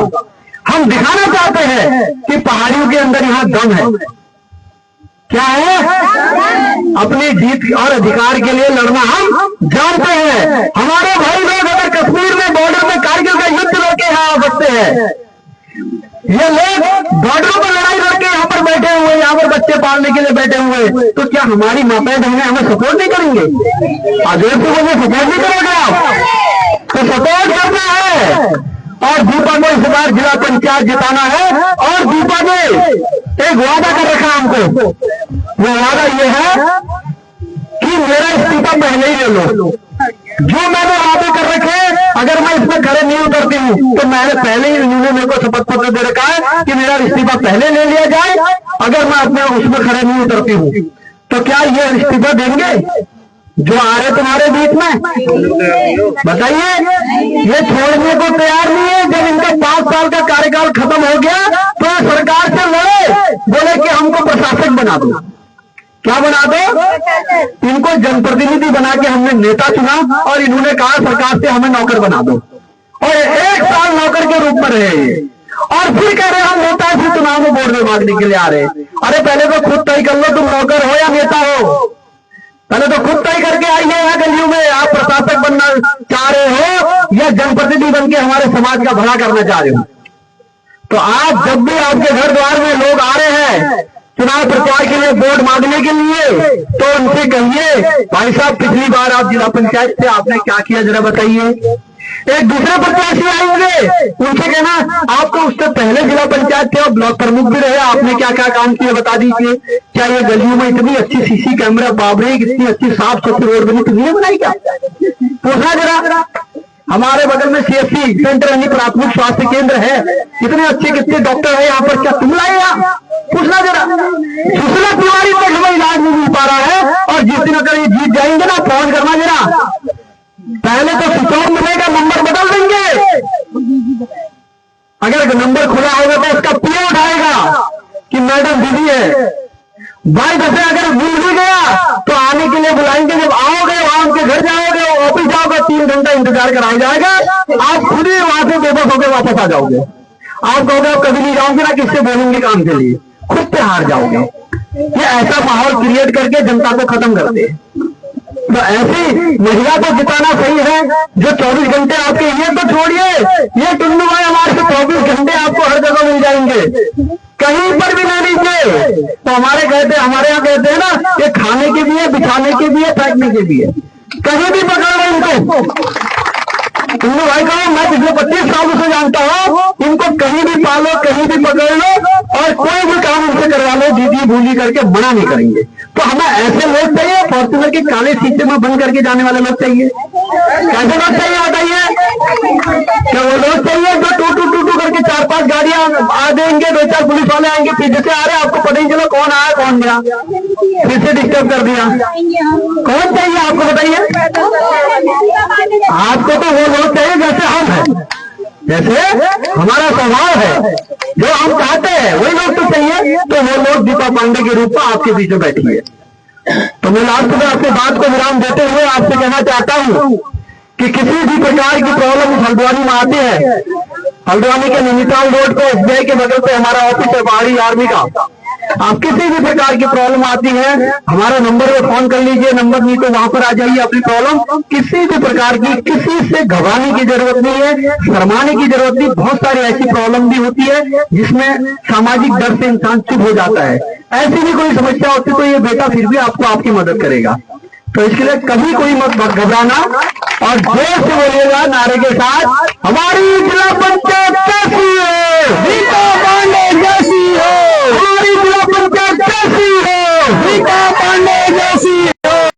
दीपा तुम संघर्ष करो, हम तुम्हारे साथ हैं। दीपा तुम संघर्ष करो, हम तुम्हारे साथ हैं। कोई नहीं है टक्कर में, कहाँ पड़े हो टक्कर में, कोई नहीं है टक्कर में, कहाँ पड़े हो टक्कर में। जय श्री बंजू महाराज की, जय भगवती मैया की, जय संजू महाराज की।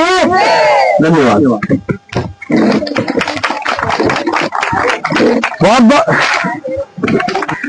बहुत धन्यवाद रावत जी, आपने पहाड़ियों और उनके दीपा पांडे और टुन्नू भाई के बारे में बताया। ये प्रदेश जो है अपने आप में एक सैनिक प्रदेश है और यहाँ पर हर घर में या तो सैनिक बेटा है या या सैनिक बाप है या सैनिक पिता है, नहीं तो किसी न किसी रूप में वो बेल्ट कैप की नौकरी में पुलिस में कहीं न कहीं रुका है। आज इसी उत्तराखंड में इसी सत्तारूढ़ दल ने भाजपा ने हमारी नौकरियां खत्म कर दी। पहले हम लोग सोचते थे कि हमारे बेटे जब बड़े होंगे तो भर्ती होंगे, चाहे कुमार रेजिमेंट में भर्ती हो या गढ़वाल रेजिमेंट में भर्ती हो। आज 5 साल का स्थायी रोजगार कर दिया है, न उसकी शादी होगी और न उसका रोजगार बनेगा। चौकीदार बना के गुजरात के किसी फैक्ट्री में खड़ा कर दिया जाएगा और आपको कह दिया जाएगा कि आप यहाँ पे आइए और आप यहाँ रोजगार करिए, 15-20 हजार रुपए की हमारी गुलामी करिए। यहाँ पर आपके साथ कम से कम 4-5 लोग फौजी बैठे हुए हैं। मैं खुद फौज से आया हूँ। आज मैं ये नहीं कह सकता कि कल के दिन मेरे बच्चे फौजी बनेंगे। मैं ये नहीं कह सकता कि अब पुलिस में हमारा व्यक्ति होगा। हमारी नौकरियां बेची जा रही है। क्यों बेची जा रही है? क्योंकि बाहर के लोगों को यहाँ पे बैठाया जा रहा है। कांग्रेस ने दूसरे धर्म के लोगों को बैठाया, भाजपा ने यहाँ के लोगों को धर्म में बैठाया जो बाहर के हैं और उनको पैसे पे रोजगार दे रहे हैं। अभी अभी एक न्यूज आई थी, आपने भी सुनी होगी कि देहरादून के अंदर एक प्रेमचंद अग्रवाल नामक व्यक्ति ने 2 लाख रुपए सैलरी में एक लखनऊ के व्यक्ति को नौकरी दी है। क्या पूरे उत्तराखंड में एक व्यक्ति नहीं मिला उनको? उसका विरोध कौन करेगा? आपके बच्चों की रोजगार खत्म कर रहे हैं, आपके लिए शिक्षा फ्री नहीं है। मैं आपसे आज निवेदन करना चाहूंगा, सोचिए आपके बच्चे फ्री नहीं पढ़ते हैं, बाहर से आए हुए लोगों के बच्चे यहाँ फ्री में पढ़ रहे हैं। ये राज्य आपके लिए बनाया गया था, आपके बच्चों के लिए बनाया गया था। डॉक्टर भी हमारा बच्चा होना चाहिए था, इंजीनियर भी हमारा बच्चा होना चाहिए था। मेरे गांव में गरीब पेट्रोल में भरने पंपों में काम करने वाला जो व्यक्ति है, उसका बच्चा इंटर के बाद नहीं पढ़ पा रहा क्योंकि उसके पास 6,000 रुपए देने की सामर्थ्य नहीं है। क्या ये जरूरी नहीं था कि उसके लिए शिक्षा फ्री कर दी जाती? उसके लिए कौन लड़ेगा? दीपा पांडे हमारी जो बहन है वो लड़ेगी, टुन्नू भाई जो आपके बीच में रहते हैं वो लड़ेंगे। अभी मैं भरतपुर क्षेत्र में गया था, वहां एक महिला ने बोला यहाँ पे एक कांडपाल जी का बोर्डर लगा हुआ है। ये फौजी जो 1000-1500 स्क्वायर फीट की जमीन लेते हैं वो अपने आप को पता नहीं क्या समझती हैं उनकी पत्नियां। बाद में माफी भी मांगी। मैं ये नहीं कहता हूँ कि मेरे सामने कहा, लेकिन वहां पे महिला ने जब हम मीटिंग कर रहे थे कहा ऐसा है कि ऐसा कहा है उन्होंने। तो सोचिए क्या ये आप उनको वोट दोगे जो अभी से ये कह रहे हैं कि 1000 हमारी हैसियत, हमारा पैसा, हम चाहे 1000 में रहे 5000 में रहे, हमारी जितनी जरूरत होगी उसी हिसाब से तो रहेंगे। पहाड़ में मेरे पास भी 50-50 नाली जमीन है, मेरे यहाँ पे एक नाली जमीन नहीं है। मैं यहाँ पे 1000 स्क्वायर फीट लेके रह रहा हूँ, अपने बच्चों को पढ़ा रहा हूँ। नशे में हमारे बच्चों को बर्बाद किया जा रहा है, लिविंग रिलेशन से हमारी बच्चियों को बर्बाद किया जा रहा है। ये सब आपके साथ हो रहा है और यही सत्तारूढ़ दल कर रहा है। उसका विरोध कौन करेगा? हमारी दीपा बहन करेगी। अगर आप उसको जिताओगे तो ढाल की तरह खड़ी रहेगी। अब मैं बुलाना चाहूंगा अपने सबसे प्रिय इस क्षेत्र में लोकप्रिय, सभी आप जानते हैं, टुल्लू भाई को। वो कहें अपने बारे में, अपने बारे में बताएं कि चुनाव लड़ रही है उनकी पत्नी यहाँ पर। बहुत बहुत धन्यवाद। मैं सबसे पहले, ये मेरा जन्म स्थान है साथियों। मैं सबसे पहले अपने देवता श्री चारधाम देवता को प्रणाम करता हूँ।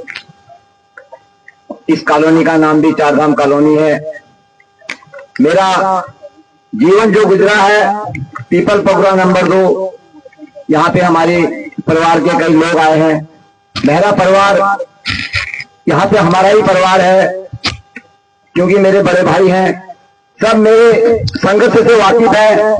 मैं माताओं, बहनों, बुजुर्गों, युवा साथी सभी से कहना चाहूंगा, मैंने 2003 में किसी ग्राम सभा से ग्राम प्रधान का चुनाव लड़ा। मैं किसी कारण नहीं बना, फिर भी मुझे मातृशक्ति का इतना प्यार मिला। उस प्यार ने मेरी हिम्मत को बढ़ाया और मैं इस कदर आगे बढ़ा। फिर मेरी लीडी क्षेत्र पंचायत सदस्य बनी। उसके बाद जब हम क्षेत्र पंचायत सदस्य बने, मैं खुद उस सरकार में था। आज भी आपने किसी को भी, कोई भी प्रधान बीडीसी अपनी सरकार में कोई भी नेता धरने में नहीं बैठता है। मैं फतेहपुर धरने में बैठा, जो आज 52 से धान लगने तक सीसी सड़क बनी है, उसका प्रस्ताव मेरे पास है। आदमी कहता है माननीय बंशीधर भगत जी ने बनाई। मैं दिखाऊंगा ये सड़क किसने बनाई।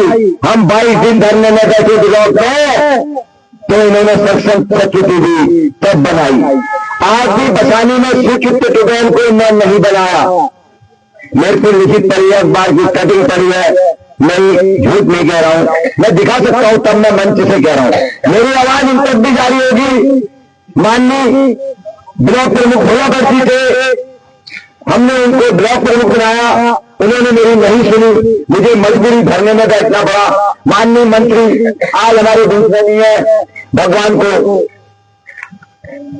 स्वर्गवास हो गया उनका, माननीय इंदिरा देव। उन्होंने मुझे समझाया कि अपनी सरकार में क्यों बैठ रहा है। हरीश राज जी ने मुझे समझाया, मैंने कहा मेरे काम कर दो, मैं पब्लिक में कैसे मुंह दिखाऊंगा। मैं एक विश्वास दिला रहा हूं, नैनदत्त तिवारी का कांग्रेस में काम किया इस पहाड़ में, नैनदत्त तिवारी ने, उनका देहांत हुआ तो इस कांग्रेस का भी उसी दिन देहांत हो गया। उसके बाद कांग्रेस नहीं आ पाई, ये कांग्रेस भी सुन रहे होंगे। नैनदत्त तिवारी ने अपने देहांत के संग तुम्हारा भी देहांत कर दिया। वो माननीय तिवारी थे, उन्होंने उनके संग आप कभी समझो छल हुआ, कपट हुआ, उनके संग वो दुर्व्यवहार हुआ, उनकी बदनामी को छाया गया, उछाला गया। एक इतने दत्तुक तो आज इनको ऐसा लगे कि आज इनका अंत हो गया। साथियों, मैं संघर्ष करते रहा, उत्तराखंड की लड़ाई लड़ी, 70% का जेल आए माननीय नैनदत्त तिवारी से। हमने बीएड का धरना करा नैनीताल में 1.5 साल गांधी चौक में नैनीताल गवाह है, हम वहां पे भूखे प्यासे बैठे रहे, 40% का आरक्षण लाए। इसी अमरपाली में मैं पूछना चाहूंगा यहाँ से कितने परसेंट जो धीरा ने अमरपाली स्ट्रीट के मालिक ने जब यहाँ पे ये लेके आए तो क्या लिख के दिया हुआ कि इस बच्चे को कितनी छूट दूंगा। मैं नहीं मानता, वो क्लासें भरी जाती हैं लेकिन लोकल का कोई बच्चा उसमें नहीं होगा। हमें जाना पड़ता है, लड़ना पड़ता है। और अभी मैं ये भी कहना चाहूंगा कोई बच्चा ऐसे अमरपाली में जाता है मुझसे संपर्क करें, मैं चलूंगा उसके साथ, उसको यहाँ का शासनादेश का नहीं पता होगा। साथियों, हम लड़ेंगे। परसों माननीय मंत्री जी कह रहे थे आप सदस्य बनोगे, मैं पैसे नहीं दूंगा, मैं विधायक हूँ, विधायक को बना के रखनी पड़ेगी इसी कलावती बैंकट हॉल में। मैं जिसको प्यार करता हूँ वोट उसी को दोगे तब मैं पैसे दूंगा। अरे आपके बाप के पैसे हैं क्या? आपकी जगह बेटे के पैसे हैं क्या आपने जो अभी जमीन बेचनी थी वो पैसा दे रहे हैं क्या? आपने हमारी सारी कमाई खा दी है। अब आपको बता रहे हैं जो आपने शब्द कहे हैं वो 27 में आपने वज्र बन जाएंगे। मैं महिला शक्ति को याद दिला रहा हूँ, आप 28 तारीख के बाद दिन में नहीं सोऊंगा, मैं 29 से हर दिन धरने में बैठूंगा। मैं ये कौन होते हैं काम नहीं करने वाले, मैं नादी बना, मैं तब भी इन सड़कों के लिए, इस सीसी कैमरे के लिए, इस पानी के लिए इनके घर पे बैठेंगे। उस दिन आप 25 महिला इनके उठने से पहले इनके दरवाजे पे जाएंगी, ये हमारा पैसा है, इनको देना पड़ेगा। ये तानाशाही दिखा रहे हैं, ये कह रहे हैं मैं नहीं दूंगा। अरे आपकी जायदाद बेटे का पैसा है क्या? आप मत दो। अभी इनकी अभी डरा रहे हैं, रात को धमका रहे हैं। जो हमारे साथी हैं उनके घर में प्रेशर बना रहे हैं रिश्तेदारों द्वारा। अरे कह रहे हैं हमें अध्यक्ष बनना है क्योंकि 600 करोड़ कभी क्योंकि विपिन पांडे को 1 करोड़ दे दिया। 1 करोड़ एक आर्मी का जवान, करगिल में शहीद जवान को भी 1 करोड़ नसीब नहीं हुआ, जिसने अपनी जान लगा दी, जिसकी विधवा औरत घर में रह रही है, जिनके छोटे छोटे बच्चे जाते हैं। एक छोटे से चुनाव में प्रतिद्वंदी को 1 करोड़ दे दिया। इस बार 9 करोड़ के टारगेट में थे, लेकिन उनको यही नहीं पता कि 7 करोड़पति थे, दिन होना चाहिए। मैं एक गरीब परिवार से था, मैं तो बहुत गरीबी था थी, लेकिन भगवान ने कभी भूखा नहीं सुनाई। 4 धाम काम पे आशीर्वाद रहा, मैं 4 धाम में सचिव रहा, हमने रामलीला कराई, हमें प्रचंड आशीर्वाद मिला इस 4 धाम से। आज भगवान ने इतना दिया है कि ना मैं भूखा रहूंगा, न मेरे आने वाला भूखा रहेगा, न साधु भूखा रहेगा। आज इस ईश्वर की देन है। बाकी मैं विश्वास दिलाता हूँ, मैं ज्यादा ना कुछ कहते हुए आज मेरे बड़े भाई ने यूसीसी वाली बात कही थी। हमारे निकटवर्ती क्षेत्र कोटाबाग में अभी 28 तारीख को मैं उसको सूचना दे रहा हूं व्यक्ति को, उसने इतना बड़ा छल किया है। एक प्राथमिक से जमीन भी खेत दिए, सारे चेक बाउंस हो गए हैं, सारे चेक बाउंस हो गए। उसने रजिस्ट्री करा ली है, वो तो उस प्राथमिक की अकलमंद है, वो ओरिजिनल रजिस्ट्री वो कागज उसने अपने पास रखे हुए हैं। आज वो व्यक्ति इसी कोटाबाग में रहते, पहले उसने मुर्गी पाली, मुर्गी पाल के उसने यहाँ पे नेताओं को अपने आधीन में करा। उसके बाद उसने उसी मुर्गी खाने को एक रिजॉर्ट में रेट में ले लिया। उसके सब कुछ हमारे घर के बड़े भाई लोग भी लगे हुए हैं। मैं उन भाइयों से कहना चाहता हूँ जो उसका साथ, वो मेरे बड़े भाई हैं। फिर हमारे यहाँ पे एक कन्या से विवाह किया, उसका प्रूफ है मेरे पे, उसको केवड़ा दिखा रखा है, रखवाल बना रखा है, उससे 2 बच्चे हैं, 2 बच्चे उसके दिल्ली में है, साथ साथ घूम रहा है, कोटाबाग में है। मैं कमिश्नर महोदय से कहना चाहूंगा, मैं अपनी महोदया डीएम महोदया वंदना बहन से कहना चाहूंगा, आप खोजबीन करें कोटाबाग की। अगर आपको नाम मिले, मैं इस मंच से अभी उसका नाम नहीं दे रहा हूँ, आप मुझे देख लेते हैं, आप मेरे से परिचित है, मुझे आप एक फोन में बुलाएंगे, मैं आपके कार्यालय में आऊंगा और उसकी फाइल लेके आऊंगा। अगर कॉलेजिया बैठ आए बाहर का व्यक्ति 100 बीघा जमीन लेके बाहर से अपने कच्चे बसा दिए हैं, मैं आपको ले चलूंगा। शाम को इस हमारी सुंदर वातावरण में नंगे घूमते हैं, हमारे क्षेत्र के गांव वाले उनका कुछ नहीं कर पा रहे हैं। वो व्यक्ति आज मैं उसको मंच के माध्यम से सचेत करना चाहता हूं। उसको मैंने बहुत पहले बताया था, उसने तुमने भाई को नहीं समझा। अब मैं उससे कह रहा हूं कि 29 तारीख 28 के बाद मैं फ्री हो जाऊंगा। 29 के बाद वो उसकी गिनती गिनना शुरू कर दे। मैंने उसको एक सचेत दे दिया है, मैं उसकी जड़ें हिला दूंगा, मैं उसकी जड़ें हिला दूंगा। 29 के बाद मेरा संकल्प है, मैं उसको यहाँ से मिटा दूंगा, मैं उसका कारोबार खत्म करवा दूंगा। आपका साथ किए, मुझे मातृशक्ति का साथ किए। ये रखेल वाली जो उसने स्थिति बनाई है, यूसीसी के तहत अगर कानून होगा, अगर ये सरकार कानून करेगी, उसको जेल होगी, हम सब साथ हो गए। हो सकता है हमें 1 तारीख को मैं 300-400 महिलाओं को मिला के उसके रिकॉर्ड में प्रदर्शन भी करने वाला हूँ। इस मंच के माध्यम से उसको सचेत कर रहा हूँ, ये सचेत हो जाए। अभी मैं इसको बताना चाहता हूँ, मेरी आवाज भी उस तक जारी होगी, क्योंकि उसके सुचिंतक मेरी आवाज हल्द्वानी में बैठे हुए उसके सुचिंतक कई हैं जो सुन रहे होंगे। मैं एक क्यों कह रहा हूँ साथियों, उसको छोड़ो। आज हम जिला पंचायत में आए, मेरी बड़ी इच्छा थी 2003 से मैं कुछ करूं। इन राज्यों के बीच में दफ्ता चला गया। आज समय ऐसा आया जब मेरे पहाड़ के आए लोग बहुत ज्यादा संख्या में यहाँ पे हो गए, मेरा मनोबल बढ़ा। वो सब लोग ऐसे ही हैं जैसे मेरे पिताजी एक सैनिक थे, इन्होंने यहाँ पे एक छोटा सा प्लॉट लिया, हमें आशीर्वाद मिला मेरा परिवार का, यहाँ पे हमारा घर बना। इन खेतों से हमने सोयाबीन काटी है, अगोला काटा है, आज यहाँ बड़े बड़े मकान हैं। इन खेतों का हमने राशन खाया है, इन खेतों की हमने रोटी खाकर हम बड़े हुए हैं। हमने यहाँ पे रात दिन पानी लगाया है, इन खेतों का ही राशन खा के मैं इतना बड़ा हुआ हूँ। मुझे सिर्फ यहाँ से आज से 10 साल गया नहीं, लेकिन एक होता है, मैंने जो छोटा सा घर बसाने में बना लिया, बड़े भाई ने कटघरिया बना लिया। जब परिवार का विस्तार होता है तो परिवार थोड़ा सा फैलता है, लेकिन जो दिली प्रेम मुझे पीपल पोखरा से है वो कहीं से नहीं, क्योंकि मेरा घर है, ये मेरी जन्मस्थली है, मेरे चाचा लोग हैं, चाची हैं, मेरी माँ है, मेरी बहनें हैं, मेरे युवा भाई हैं जो मेरे साथ पढ़ते थे, आज काम कर रहे हैं। क्या उनसे ज्यादा लगाव मेरा किसी से हो सकता है? उन्होंने मेरा बचपन देखा है। मैं आग्रह करना चाहूंगा, उन्होंने मेरा बचपन देखा है, मेरा संघर्ष देखा है। अगर मैंने संघर्ष किया है, मुझे इस उम्र में मेरे बच्चे साथी बन जाए, मैं उनसे आग्रह करना चाहूंगा। मैं जितना दूर तक मेरी आवाज जा रही है, कम समय का मैं हिम्मत नहीं जुटा पा रहा था, क्योंकि ये प्रचंड थे, ये करोड़ों की बात कर रहे थे, हमको इतनी गाड़ी कमाई नहीं थी। जब मैंने सोचा कि हमारे लोगों ने कहा आप आगे आओ, हमें कुछ नहीं चाहिए तुम्हारा, ये सब निस्वार्थ बैठे हैं और सब वोटर हैं, और वो भीड़ देखो वो वोटर नहीं है, वो हल्द्वानी के बिजनेसमैन है, उनकी कारों के नंबर देखो, उनकी शक्ल देखो, ये सब वोटर है। नाम पैसे देके ला रहे हैं किसी को, आदमी देख रहे, वीडियो देख रहे, ये जो आ रहे हैं अपने दिल से आ रहे हैं। मुझे दया आ रही, हम तो सिर्फ अपने साथ पकड़े चल रहे हैं। हमारे साथ हमारी बहन एक माँ दुर्गा का अवतार भी है, पूजा रावत, वो दीपा के संग नामांकन से लेके बराबर चल रही है। उसको एक माँ का आशीर्वाद मिल रहा है।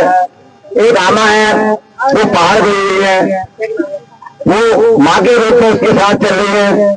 कई बहनें हैं, हमारी भंडारी भी हैं, मैं कईयों का नाम नहीं जानता हूँ। एक हमारी कन्याली से मनीषा दीदी है, उन्होंने इतनी ताकत लगाई है, मैं उनका बहुत आभारी हूँ। उनका मेरा मुझे लगता है कोई पिछले जन्म में रिश्ता रहा होगा। मेरे नमस्कार करता आभार रहा कि ये मेरे लिए दूसरे कर रही है, रात दिन फिक्र में है। इस कन्याली से मुझे इतना आशीर्वाद मिल रहा है। आज 50 दिनों की टीम 20 दिन से पनियाली में मिलने मेहनत कर रही है। पनियाली में रहने वाले करने भाई परेशान हो गए, वो कह रहे हैं आपने उनको क्या खिला दिया? नहीं, मैंने कुछ नहीं खिलाया, मेरा आदर है, सम्मान है, मैं रोज नमस्कार करता हूँ। आप मुझे वोट नहीं भी देंगे, नमस्कार मैं तब भी करूंगा। आप मेरे शहर है, आप मेरे बुजुर्ग है, आप मेरी माता है, आप मेरी बहन है। नहीं, आप मुझे वोट नहीं देंगे। आज देखो आदमी एक दूसरे से मुंह फेर ले रहा है, मैं आज भी मुंह नहीं फेर पाऊँ। मैंने सुबह चाय पिए अपने पति जिंदगी के संग, मैंने चाय पी है। मैंने कहा रुक, चाय पियेंगे तो मेरा भाई है, और भाई तो है, मैं उसको कल से नेता दूंगा, वो मुझे नेता देगा। लेकिन मैंने ये देखा, ये बेचारों की लड़ाई, अरे हमने समाज के लिए लड़ना है, हमारी कोई जमीन जायदाद की लड़ाई नहीं है। इसमें क्यों नजरें छुपा रहे, क्यों एक दूसरे से नमस्कार कहना छोड़ रहे? ये बच्चे का इतनी बढ़ा दे रहे हैं कि उनका अगर बस करे, शाम को ऐसा लगता है कि एक दूसरे को मार देंगे। अरे बेचारों की लड़ाई है, विचार से लड़ो, आवेश से मत लड़ो। हमें तो गुस्सा ही नहीं आता है, क्योंकि हमें इतनी आदत पड़ गई। 25 साल से हम रोडों में संघर्ष कर रहे हैं, हमारा कानूनी संघर्ष करना है। आज हम जिला पंचायत सदस्य बन भी जाएंगे, अगर उसके बाद भी हमारा काम नहीं रहेगा। हम रोज रात में सड़कों में मिलेंगे, आपको जो कह रहे हैं हम पैसे नहीं देंगे, हम उनके घर के दरवाजे के बाहर मिलेंगे और रोज पैसा देंगे, क्योंकि वो पैसा हमारा है, वो पैसा इनका नहीं है। ये हमें जो धमकी दिखा रहे हैं, पब्लिक को पैसा निकालना है। आप कलम के बाद में मोहर लगाएं, मैं विश्वास दिलाता हूँ। इस बात को आप याद करो, जो कह रहे मैं पैसा नहीं दूंगा, मैं विश्वास दिला रहा हूँ, दौड़ के आएंगे, मैं 27 दिन के नजदीक है, मैं उनको इतना रिया दूंगा, वो 2 साल में तुम्हारी रजिस्टर में नाम लिखेंगे, बताओ तुम्हारा क्या काम है। ये 2 साल में उनको थका दूंगा, वो हर गली मोहल्ले में जाएंगे, वो अपने आदमी को देखेंगे, फटाफट जाओ, उससे पहले जाओ, बाकी पूरे इस जिला पंचायत में मैं विश्वास दिलाता हूँ, मैं घर बैठा हूँगा और मैं बन जाऊंगा। आपके पास मंत्री हर घर में आएगा, मैं उसके दरवाजे में बैठ जाऊंगा। वो तुम्हारे दरवाजे में ना आया तो मैं इस्तीफा दे दूंगा। मैं जिंदगी में चुनाव नहीं लड़ूंगा, मैं इसी माननीय मंत्री से इतना पैसा लेके आऊंगा, जो 600 करोड़ के है, वो आपके सामने लेके आऊंगा। क्यों? पैसा हमारा है, हमारी जनता का है, हमारी गाड़ी कमाई हो जिसको लेते हैं। साथियों, आज मुझे प्यार किए, मैं मेरी धर्म पत्नी, इसके अंदर एक उमंग थी कि मैंने पिताजी का नाम रोशन करना है, मैंने अपनी माता जी का नाम रोशन करना है। मैं इसको नहीं बनाता, महिला थी, इसकी भी हिम्मत नहीं बन रही थी। मैंने इसको घुमाया, जब इसने देखा कि हाँ मेरे आदमी का अच्छा वर्चस्व है, लोग अच्छा कह रहे हैं, तो इसने हिम्मत जुटाई। क्योंकि इतनी विडम्बना थी, इतना डर रही थी, कह रही थी सम्राट बहुत बड़े हैं, बड़ी बड़ी गाड़ियां दौड़ रही हैं। मैंने कहा ये मेरे नहीं है, ये जनता बड़ी है, ये प्यार है, जनता जनार्दन बड़ी है। दिखा दो इस बार का ये चुनाव ऐसा है, दिखा दो कि जनता बड़ी है, जन बड़ा है या धन बड़ा है। ये एक पलटी आ गई, मेरे एक व्यक्ति ने कहा था पांडे जी आपने 20 साल में क्या करा? मैंने बहुत पैसा कमा दिया। मैंने कहा तू धन कमाने में रहा, मैंने जन कमा रहा हूँ। जिस दिन जन को दिखाऊंगा उस दिन नहीं मैं आऊंगा तो गायब हो जाएगा। तो आज मैंने जन कमाया है इन 25 सालों में, इस जनता से कहना चाहूंगा, अगर मैंने आपका सम्मान किया है, आपको मैंने आदर दिया है, उस सम्मान के बदले मैं आपसे ये कहना चाह रहा हूं, मेरे हाथ मजबूत करो, मेरा भविष्य बना दो। आगे मेरा भी भविष्य 46 साल मेरी एज हो गई है। मेरी माता है, इस कलम के बाद में आप बहुत लगाओगे। अगर दीपा पांडे दिखे हुई ये भाई लोग आए हैं, ये कोई मेरे भाई के मेरे घर किसी नहीं आए, मेरा भाई भी आर्मी में है। ये सिर्फ ये मेरे बड़े भाई है, हमने रोडों में संघर्ष किया। हरिप्रसाद जी वो बेटा मेरे शाही जी विदेश से पढ़ाई कर गया है, स्वतंत्रता संग्राम सेनानी, जिसके खून में देश आजादी का जज्बा हो, जिन्होंने देश को आजाद किया हो, उनका खून थमता नहीं है। उनके कहीं ना कहीं उनके लिए तिहार आ जाता है। ये खून बैठा है, ये मेरे कर्म है। मैं उनको कोई पैसे में नहीं रहा हूँ, मेरी स्थिति ये सही नहीं हो रही है। जो बैलेंस पेपर ये सब देख रहे हैं, ये कल सब में पैसे इकट्ठे करके ये मेरे लिए छपाए हैं, ये मेरी ताकत नहीं।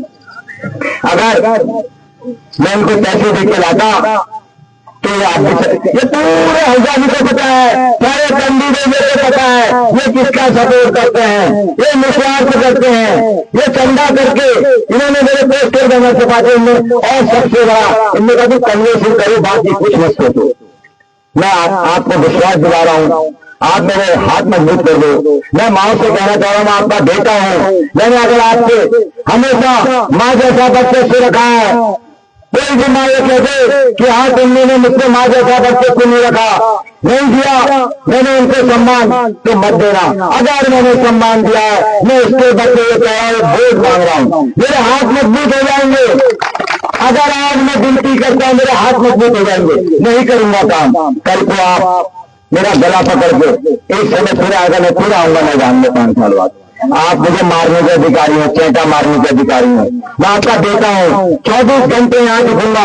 किसी समय कह सकते हैं आप बेटा बहुत बड़ी बड़ी बातें कहता, 50 दिनों के बीच में कह सकते हैं। काफी गहरा गजे के लोग आए, मेरे परिवार के लोग आए, उनकी छोटी छोटी सड़कें बनाने में क्षेत्र पंचायत में मुझे बड़ा संघर्ष करना पड़ा। बहुत बड़े काम में थे, बहुत रुलाया उन्होंने। ये क्षेत्र पंचायत जिला पंचायत को परेशान करते हैं, लेकिन हमारा क्षेत्र पंचायत जिला पंचायत में धरना दिया, वो इनके अपोज में धरने में बैठने में चाहते हैं, लेकिन मैं नहीं डरा। मैं बैठा, निस्वार्थ बैठा, मेरे काम हुए। इनको डराना पड़ता है, जो नेता से डरेगा, जो इन धनाढ़ियों से डरेगा, वो इसको डराते हैं। जो इनकी हकीकत को आगे लाएगा, आप डराओ, आप हो सकती हो जो आज ये सत्ता में बैठे हैं, जो राज कर रहे हैं, ये आपकी बदौलत कर रहे हैं। अगर आप नहीं होते, आपका मत इनको नहीं मिलता, आपकी स्याही इनको नहीं लगती, ये राज नहीं करते। ये आप में बहुत शक्ति है। जो 28 तारीख को मतदान है, वो एक ऐसा मतदान है, सोचना अभी 4 दिन का समय है। इस अपील को पढ़ना, अपील को जरूर पढ़ना। मेरी इच्छा है कि आप कलम दबाओ, मैं मोहर लगाओ, हमें विजयी बनाओ। मैं पूर्ण खरा उतरूंगा, हर माँ का अधिकार है मुझे। मैं आपको चौराहे में कहीं भी पैदल इस 4 धाम मंदिर में हमारा रोज का 1 चक्कर तो लगाई रहता होगा, पंजीकरण कभी कभार में होगा चाय पीने का। मैं दुकान में फतेहपुर में, आप फोन करोगे, आपको मेरे पास आने की जरूरत नहीं है, क्योंकि हम दिन भर घूमते रहते हैं। हम आएंगे आपके पास, चाय पिएंगे, आदमी का खाना खाएंगे, क्योंकि हम समाज के लिए काम करेंगे तो समाज ही हमें खिलाएगा, और हम दिन भर आपके लिए भागते रहेंगे। मैं माँ को सबको विश्वास दिलाना चाहता हूँ कि अपने युवा साथियों को जो मेरे साथ पढ़े हैं, साथियों ये मेरे लिए एक ऐसा समय है, सब मिलकर मेरे हाथ मजबूत कर दो। मैं कहना चाह रहा हूँ, मुझे ऐसा लगता है तब मैं इस रण में आया, बहुत कम समय में मैंने अपना समय बनाया, मेरी हिम्मत जाग गई। मैंने कहा मेरे तो बहुत लोग हैं, मैं पीछे क्यों हट रहा हूँ, मेरा हाथ मजबूत होने का समय आ गया है। तो मैंने हिम्मत बनाई है, और मुझे ये लगता है कि इस बार टोटल बोगरा से सबसे ज्यादा मत मुझे पड़ेंगे, क्योंकि मुझे पुराना प्यार मिलेगा, मुझे 2003 का वापिस मिलेगा, जिसमें मेरा संघर्ष देखा होगा वो मुझे जरूर वोट देगा, क्योंकि मेरा बचपन कटा है, उनको पता लग गया, अब इसके लिए उम्र निकल दी है, एक बार इसको मौका जरूर देना है। बस जय उत्तराखंड, जय हिंद, जय भारत।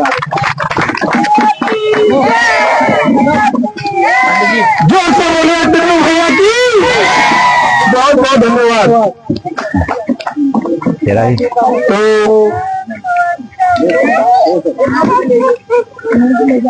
इसी क्रम को आगे बढ़ाते हुए आपको जाना भी है। मैं गणेश जोशी जी से निवेदन करूंगा कि वो दिनेश जोशी से निवेदन करूंगा, जो पूर्व सैनिक हैं। मैं थोड़ा भूल गया था, मैं आगे देखते रहा। मेरे पिता तो नहीं, मैं कहना चाहता हूँ, मेरे बीच में आए हैं, 100 साल से ऊपर उम्र हो गई है, पैदल चल रहे हैं। मैं थोड़ा दिमाग से कि सब कुछ ऐसा हमारे घर में कोई सवाल नहीं है, उनके तो संगठन के लोग काम कर रहे हैं। इस वक्त में हम संगठन और इतने ही लोग हैं, रात को सब कुछ करना पड़ता है। कल कहाँ मीटिंग होगी, कहाँ रैली होगी, 2 बजे सो रहे हैं और 4 बजे उठ जा रहे हैं। ये मेरे पिता के लिए आए हैं, इनका मुझे आशीर्वाद है एक अंतिम पड़ाव पर, और इतनी उम्र, इतना अनुभव, और आपके इस उत्तराखंड के वरिष्ठ एडवोकेट रहे हैं, बड़े अच्छे केस करे होंगे उन्होंने, बड़ा अच्छा अनुभव है, वो अच्छे बड़े पहचानने की ताकत रखते हैं। मैं उनको अपने बीच में लाया, उन्होंने कहा मैं आऊंगा, क्योंकि वो जानते हैं मेरे व्यक्तित्व को। जब मुझे ऐसे व्यक्तित्व का प्यार मिल सकता है, आप सोचो इनको अच्छे बड़े की पहचान है, हजारों केस करे होंगे उन्होंने। आज 100 साल उनकी उम्र है, इसी हाईकोर्ट नैनीताल में लड़े होंगे, इसी सदी में लड़े, लखनऊ तक उन्होंने केस लड़े। मैं उनको नमन करता हूँ, नमस्कार करता हूँ, उनका आशीर्वाद मेरे हमेशा बना रहा, हमेशा मैं शिक्षा लेता रहा, एक अनुभव लेता रहा। अभी बैठो। तो मैं कहना भूल गया था, मैं ताई जी को कहना चाहूंगा, मैं आपका नाम लेना भूल गया था। मैं बस मुझे, हाँ, आप दीपा को भी बहुत प्यार करते हैं, बस इसी में मुझसे कहते हैं, दीपा को बहुत प्यार करता हूँ। बेटा मैं कहीं जा नहीं पा रहा हूँ, मैं आऊंगा जरूर, बस मुझे मिल जाना थी। फिर मैं भूल गया, फिर उनका फोन आया, फिर मैंने गाड़ी भेजी। मैं आपका बहुत बहुत आभार व्यक्त करता हूँ। तो वो जो हमारे बीच में है, वयोवृद्ध हैं, बहुत बहुत धन्यवाद उनका आने के लिए। मैं दिनेश जोशी से कहूंगा कि वो अपना संक्षिप्त में बात करें। सबसे पहले मैं आप सभी माताओं बहनों, सबसे वरिष्ठ जो हमारे बुजुर्ग यहाँ पर बैठे हुए हैं, लोग जो है आज की तारीख में घर से निकलना नहीं चाहते हैं, लेकिन वे इतने उम्रदार होते हुए भी वहां से चल के मंच पर बैठे हुए हैं, हम लोगों का हौसला अफजाई करने के लिए कि हम इस लड़ाई में एक अच्छी जीत हासिल कर सकें। और जो हमारी बहन दीपा पांडे जी प्रत्याशी हैं, उनको जिताने में जो है पूर्ण सहयोग मिले, इसके लिए जो है हमारे पहाड़ी संगठन के जो है अध्यक्ष हमारे माननीय दीपक हरीश रावत जी, और हमारे उपाध्यक्ष हैं हमारे माननीय विनोद शाही जी, और हमारे पांडे जी तो ऑलरेडी जो है पहले से जो है यहाँ पर वक्ता के रूप में जो है हर किसी के साथ जो है संबोधित कर रहे हैं। तो कहने का तात्पर्य यह है मेरा कि हम लोग बाहर से उठ के इस हल्द्वानी में आ गए हैं, तो यहाँ पर जब तक हम एक मुट्ठी होके, एक संगठित होके किसी भी लड़ाई को के प्रति मतलब जागरूक होके, मतलब एक साथ नहीं निभाएंगे, तब तक हमारी हमें जीत पाना जो है संभव नहीं है। इसलिए जो है पहाड़ में हमारी आमा बोलती थी, जैसे ये हमारे बुजुर्ग बैठे हुए हैं, ऐसे ही 100 साल की उम्र में हमारी अम्मा जी जो है भगवान को प्यारे हो गए हो, तो वो बताया करते थे, बोला नाती खाना छोड़ देना लेकिन साथ कभी मत छोड़ना। कहने का मतलब है अगर हम कहीं जा रहे हैं एक स्थान से दूसरे स्थान, या अपने गांव कस्बे को छोड़ के अगर कहीं किसी कारणवश कहीं अगर हमें जाने का अगर प्रयोजन प्राप्त होता है, वहां पर वो बोलती थी कि वहां पर तू खाना छोड़ देना लेकिन अपना साथ मत छोड़ना, क्योंकि हमने सेना की नौकरी की। सेना में वही होता था, कभी कश्मीर के बॉर्डरों में, कभी नागालैंड के जंगलों में, तो वहां पर जब तक साथ नहीं है तब तक अकेला आदमी कुछ नहीं कर सकता है। तो कहने का तात्पर्य है हम पहाड़ी हैं, और अपने इस पहाड़ी संगठन को मजबूत बनाने के लिए हमें एकजुट होना बहुत जरूरी है। और सबसे बड़ी बात मैं यही कहना चाहता हूं, जातिवाद को छोड़िए कि मैं पंडित हूं, ये ठाकुर है, ये तो वो है, ये फलाना है। इस जाति की वजह से हम हमारा विघटन हुआ है, हमारे समाज का विघटन, जो हम जाति प्रथा में बटे हुए हैं, इसी वजह से सबसे बड़ा विघटन जाति प्रथा का है हिंदू धर्म में। अंग्रेजों ने इंग्लैंड से आके 200 साल यहाँ पर जो है राज किया। उन्होंने यहाँ की परिस्थिति, यहाँ के हालात, यहाँ की जलवायु को पढ़ा। उन्होंने काफी कोशिश की कि हम भारत को बिछाड़ें और हम भारत पर शासन करें, लेकिन वो हर जो भी प्रयास उन्होंने भारत को अपने अधीन लेने के लिए किया, वो सब में फेल रहे। कारण क्या था? क्योंकि हमारे जो क्रांतिकारी लोग थे, जिन्होंने उनके बरखिलाफ लड़ाइयां लड़ी, वो बढ़ चढ़ के आगे आए। लेकिन एक समय उन्होंने जो है, जब गांव-गांव, कस्बों में जाके देखा उन्होंने कि इन पर विजय अगर हासिल की जाए तो इसका मुख्य कारण क्या है। उन्होंने देखा, अरे यहाँ के लोग तो जो है जातिवाद में जो है विभक्त हैं। कोई बोलता है मैं उच्च कुल का बेट पार्टी ब्राह्मण हूं, कोई बोलता है मैं तो पता नहीं क्षत्रिय हूं, कोई बोलता है कुछ। तो उन्होंने दिमाग लगाया, उन्होंने बोला अगर इनको जीतना है तो इनको जाति के नाम पे इनके ऊपर फूट पाड़। तभी से ये डायलॉग चला है, फूट पाड़ो और राज करो, डिवाइड एंड रूल, फूट पाड़ो और राज करो। तो कहने का तात्पर्य मेरा यही है, तथ्य पे आ रहा हूं मैं। तो आप लोग जो है विभिन्न जातियों को अपने दिमाग में रख के विभक्त मत होइए, विघटित मत होइए, एकजुट होके साथ चलिए। अगर आप इतने लोग यहाँ पर बैठे हुए हैं हमारी बहन जो है दीपा पांडे के लिए, तो 28 तारीख को आपका एक मूल मुद्दा होना चाहिए कि हमने कलम दवात में ठप्पा मारना है तो मारना है। नहीं तो आप देख लीजिए, जो उनके प्रत्यक्ष विरोध में जो खड़े हुए हैं, सुनने में आया कि वो बहुत पैसे वाले लोग हैं। ठीक है, उनकी तरफ से एक प्रेशर कुकर सबको मिल जाएगा, लेकिन क्या है, खरीद लिया उनने, एक बार खरीदा, आपके एक स्टैंप के लिए एक बार खरीदा। जब आपके पारिवारिक प्रॉब्लम होगी, आपके घर पे पानी नहीं आ रहा होगा, आपकी सामाजिक छोटी छोटी दिक्कतें होंगी, उस टाइम पर वो आदमी कभी नहीं आएगा, क्योंकि उसने आपको एक बार उस वोट के लिए खरीदा हुआ है। अगर आप एक अपने क्षेत्र का जो एक अच्छा प्रत्याशी चाहते हैं, जो आपकी छोटी छोटी समस्याओं को, भावी जीवन में आने वाली छोटी छोटी समस्याओं को अगर ठीक कर सके, तो इसलिए जो है आपको निर्विरोध होके, निष्पक्ष होके हमारी बहन दीपा पांडे के कलम दवात पर मुहर लगानी पड़ेगी। इसी से जो है आपको एक अच्छा अभिनेता जो है आपके बीच में मिलेगा, जो आपकी समस्याओं को मद्देनजर रखते हुए आपकी बात को आगे रख सके और आपको न्याय दिला सके। बाकी हमारे जितने भी माननीय यहाँ पर बैठे हुए हैं, उन्होंने सारे पॉइंट कवर कर दिए हैं।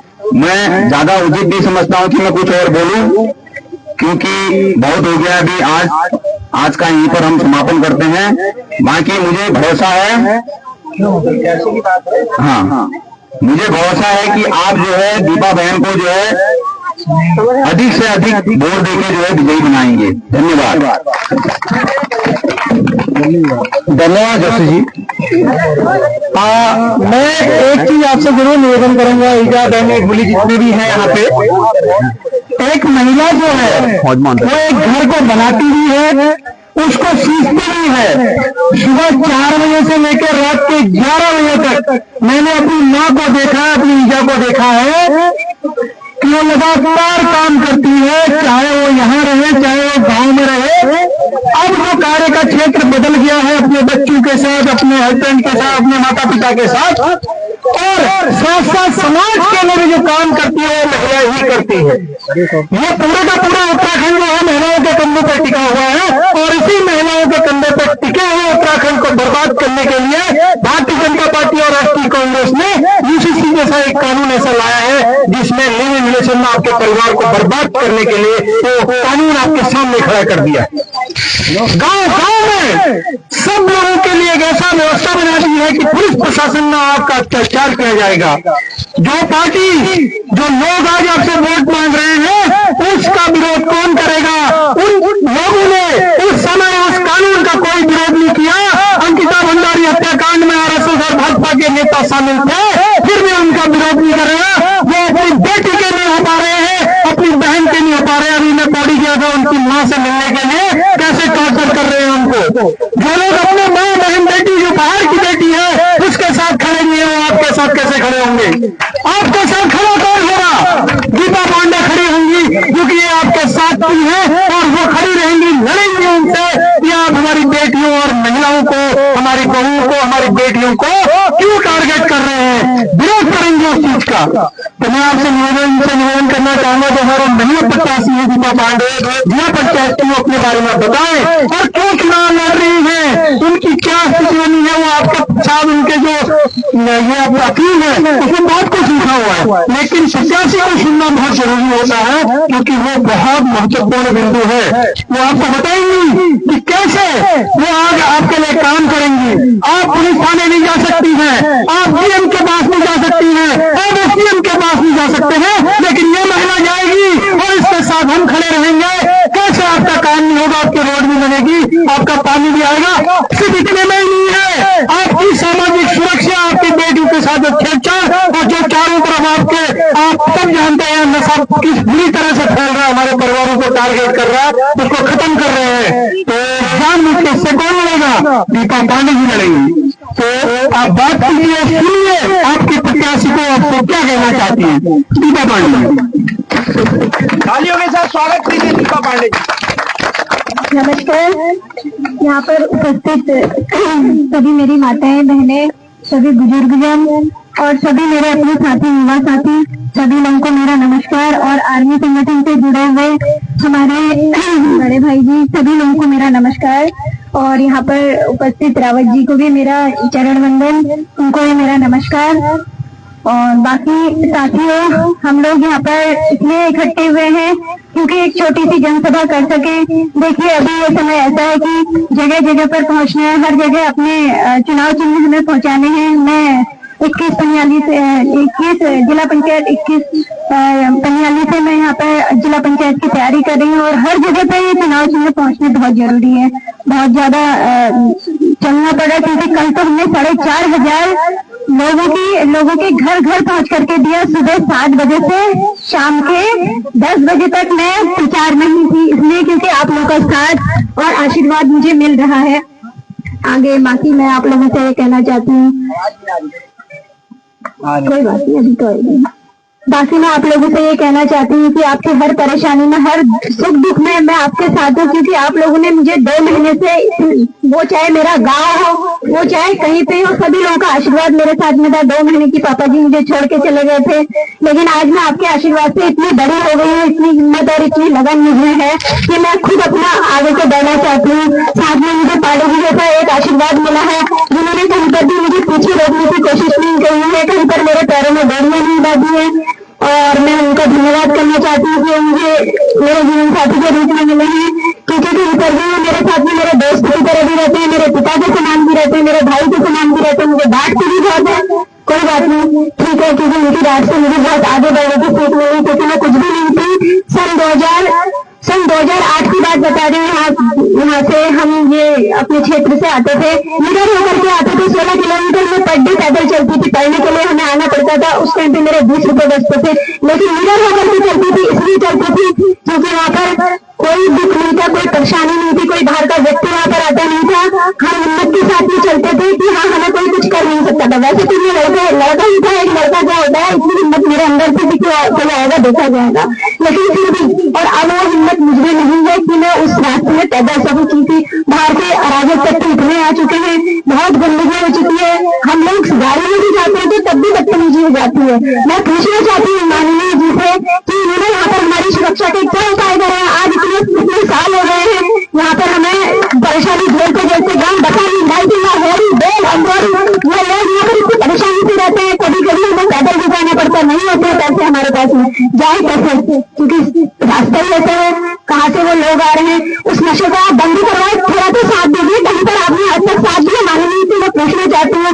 जो हमारी बीजेपी रही, जो कांग्रेस रही, कांग्रेस से मैं ये पूछना चाहती हूँ कि सब सन 2014 में मैं सत्ता में आई थी, मैं क्षेत्र पंचायत सदस्य बन करके आई थी, क्या मेरा कहना गलत था? मैं 10 सूत्री मांगों के लिए जो बैठी थी, मैं अपने 1 महीने के बच्चे को, जो आज मेरा बच्चा यहाँ पे बैठा हुआ है, मैं उसको छोड़ करके घर पे छोड़ करके वहाँ पे धर्म में पूरा दिन बैठे रहती थी। क्यों? क्या मेरी मांगे गलत थी? आज यहाँ पर मेरे एक उपस्थित ताऊ जी है, जो भागरा पुल के लिए मैंने वहाँ पे लिखा था, उनके घर का चिराग गिर गया उससे, मैं कांग्रेस पे बोला तो भर्ती का पूछना चाहती थी, उन्होंने हमारी मांगे क्यों नहीं थी? क्यों हमारे यहाँ पे नहीं बनाया गया वो काम?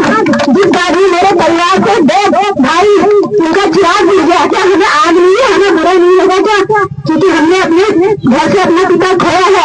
हम चाहते हैं अगर उस टाइम पर रोड अच्छी होती, सब कुछ अच्छा होता, शायद आज मेरे पापा भी नहीं होते। क्योंकि ठीक है चलो वो समय ही ऐसा था, हम लोगों की किस्मत है, लेकिन आज तो नहीं था। अगर वो बात बन जाता तो बच्चे शाम को अपने घर पर सुरक्षित आ सकते थे, नहीं दिखता है वो। उसमें छोटे बच्चे का उनका भी अपना परिवार होता, बुरा हमें लगता है। मानिए आपको यहाँ बैठे हम बताएंगे कि आप हमें कैसे पैसे नहीं देते, कैसे हमारे काम नहीं होते। बाकी आप लोगों का साथ चाहिए, आप लोगों का आशीर्वाद चाहिए। वो 16 जो मेरी 10 सूत्री मांग थी, एक गरीब परिवार है जो अपने घर में बड़ी परेशानी से रहता है, उसके पास में शाम के वक्त का भोजन नहीं होता है। इतने अच्छे परिवारों का आपने कार्ड बना दिया, ठीक है हम आपके आधार में, लेकिन इसके साथ साथ एक गरीब परिवार को भी तो देखिए जो केवल इस राशन की दूरी पर जो इस राशन को खाता है, इस राशन के सही उसका परिवार निर्भर करता है। अरे उनको नहीं बनाइए, आपने बड़ों का बना दिया, आप बनाइए, कोई बात नहीं, हमें कोई दिक्कत नहीं, लेकिन छोटे लोगों का भी तो बनाइए। उसको मिल रहा है 7.5 किलो राशन, और उसको मिल रहा है जिसके पास सब कुछ है उसको 35 किलो राशन दिया जा रहा है। लेकिन समानता का अधिकार सबके लिए रखिए। मैं माननीय से पूछना चाहती हूँ कि आपको करना पड़ेगा, आप जनता के सेवक हैं, आप चाहे विधायक हो, चाहे आप कुछ आप नौकर हैं, ये जनता बैठी है, जनता जनार्दन आपको चुनती है, आप इनके नौकर हैं और हमेशा रहेंगे। आपका हिंदी है, हम थे और बाकी मेरे भाई सत्ता में थी, ग्राम प्रधान जी बहुत से लोग थे, 3 ग्राम प्रधान थे मेरे अंदर में, लेकिन ये है कि मैं उनके अंदर में, वो मेरे अंदर में, वो मुझे सोचती थी कि मैं उनके अंदर में हूँ। अरे मैं उनके आगे मुझे गुजराना पड़ता था, छोटे छोटे कामों के लिए कर दो। उनका कहना था कि नहीं इस काम को नहीं करूंगा।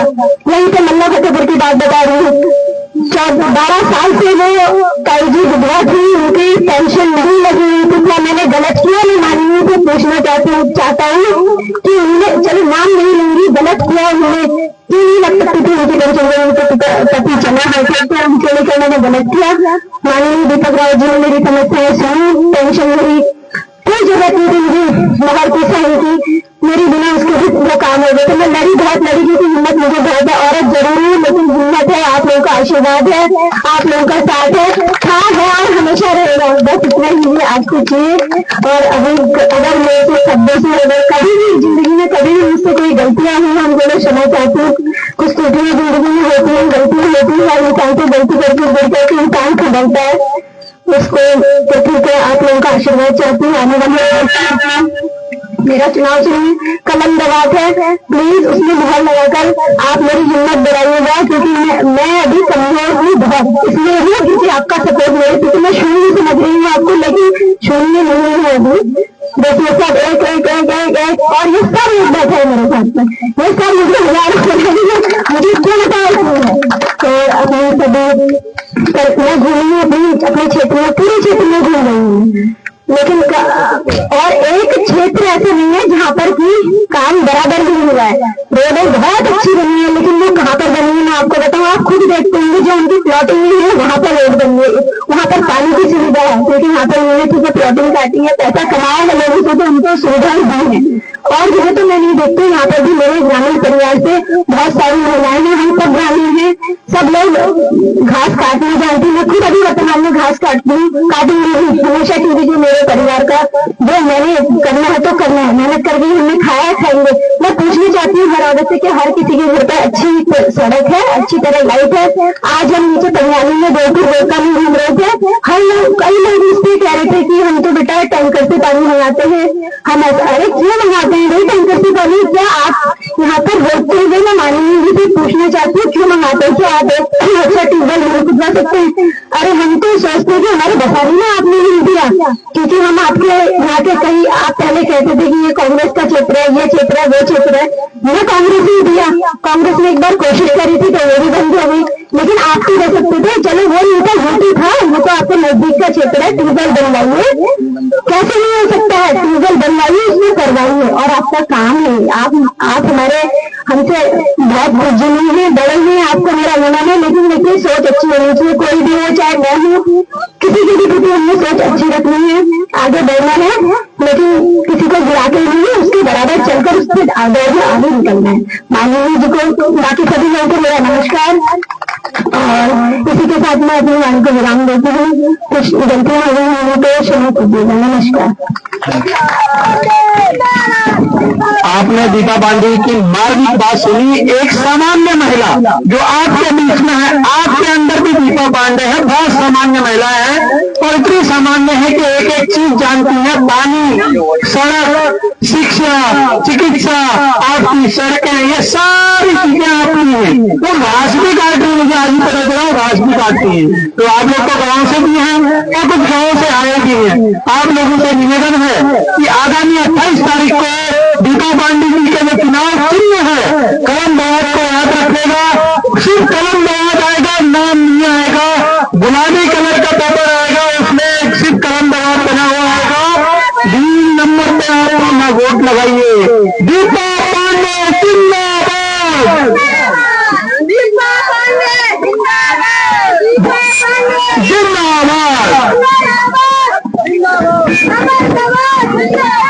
साथियों, 30 सेकंड का समय आपका और चाहिए।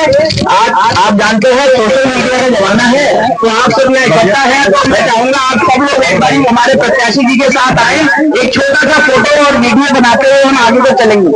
मात्र 30 सेकंड और आपको लगेंगे। हमारे साथ नारा लगाने के लिए हमारे भाई साहब है, आप लोग एक बार हमारे प्रत्याशी जी के साथ आ जाइए, एक फोटो और वीडियो लेते आओ जाओ।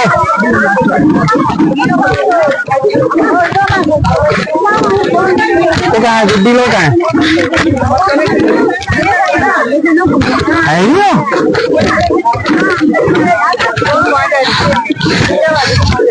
कहाँ छोड़ी है?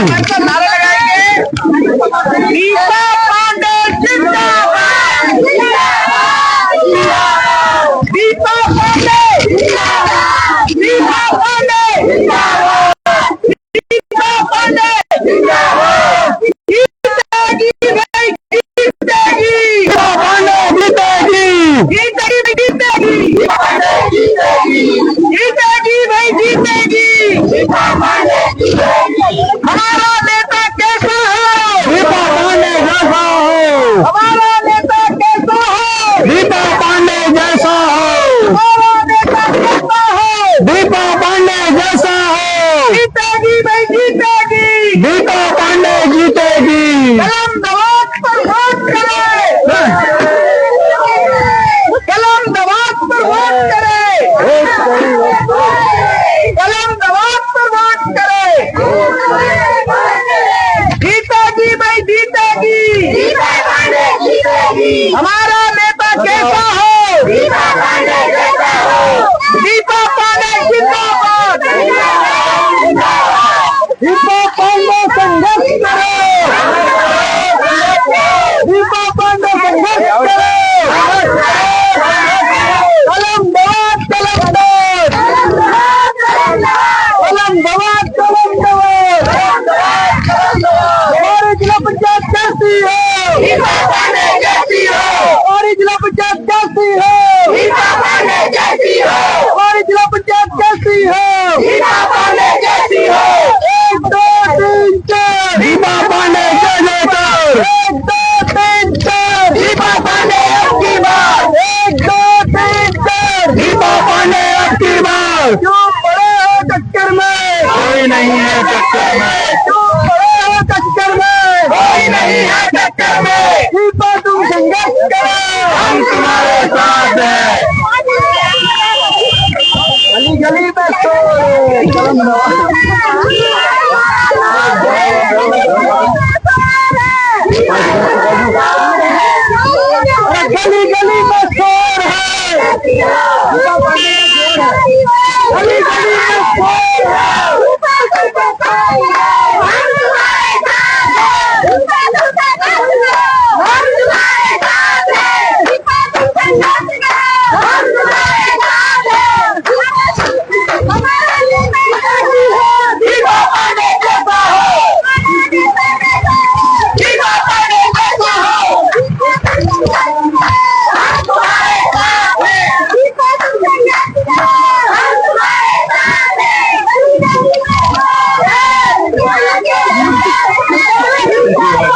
ये गलत कह दिया, ये नारा पड़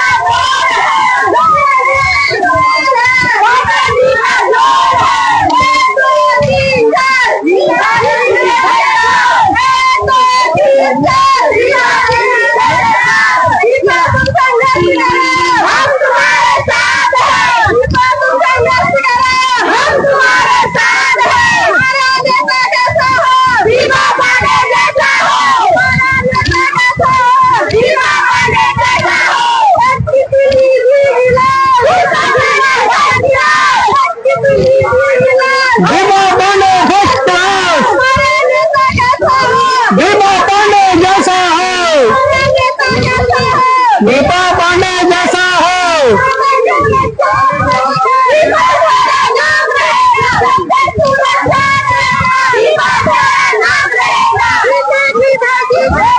दीपा पांडे जीतेगी, दीपा पांडे जीतेगी।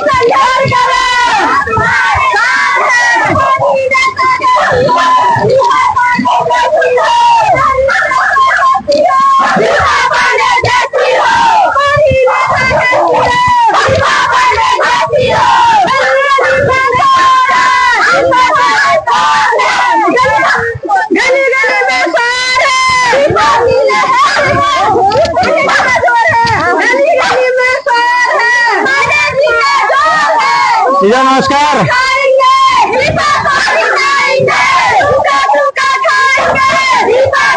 खाएंगे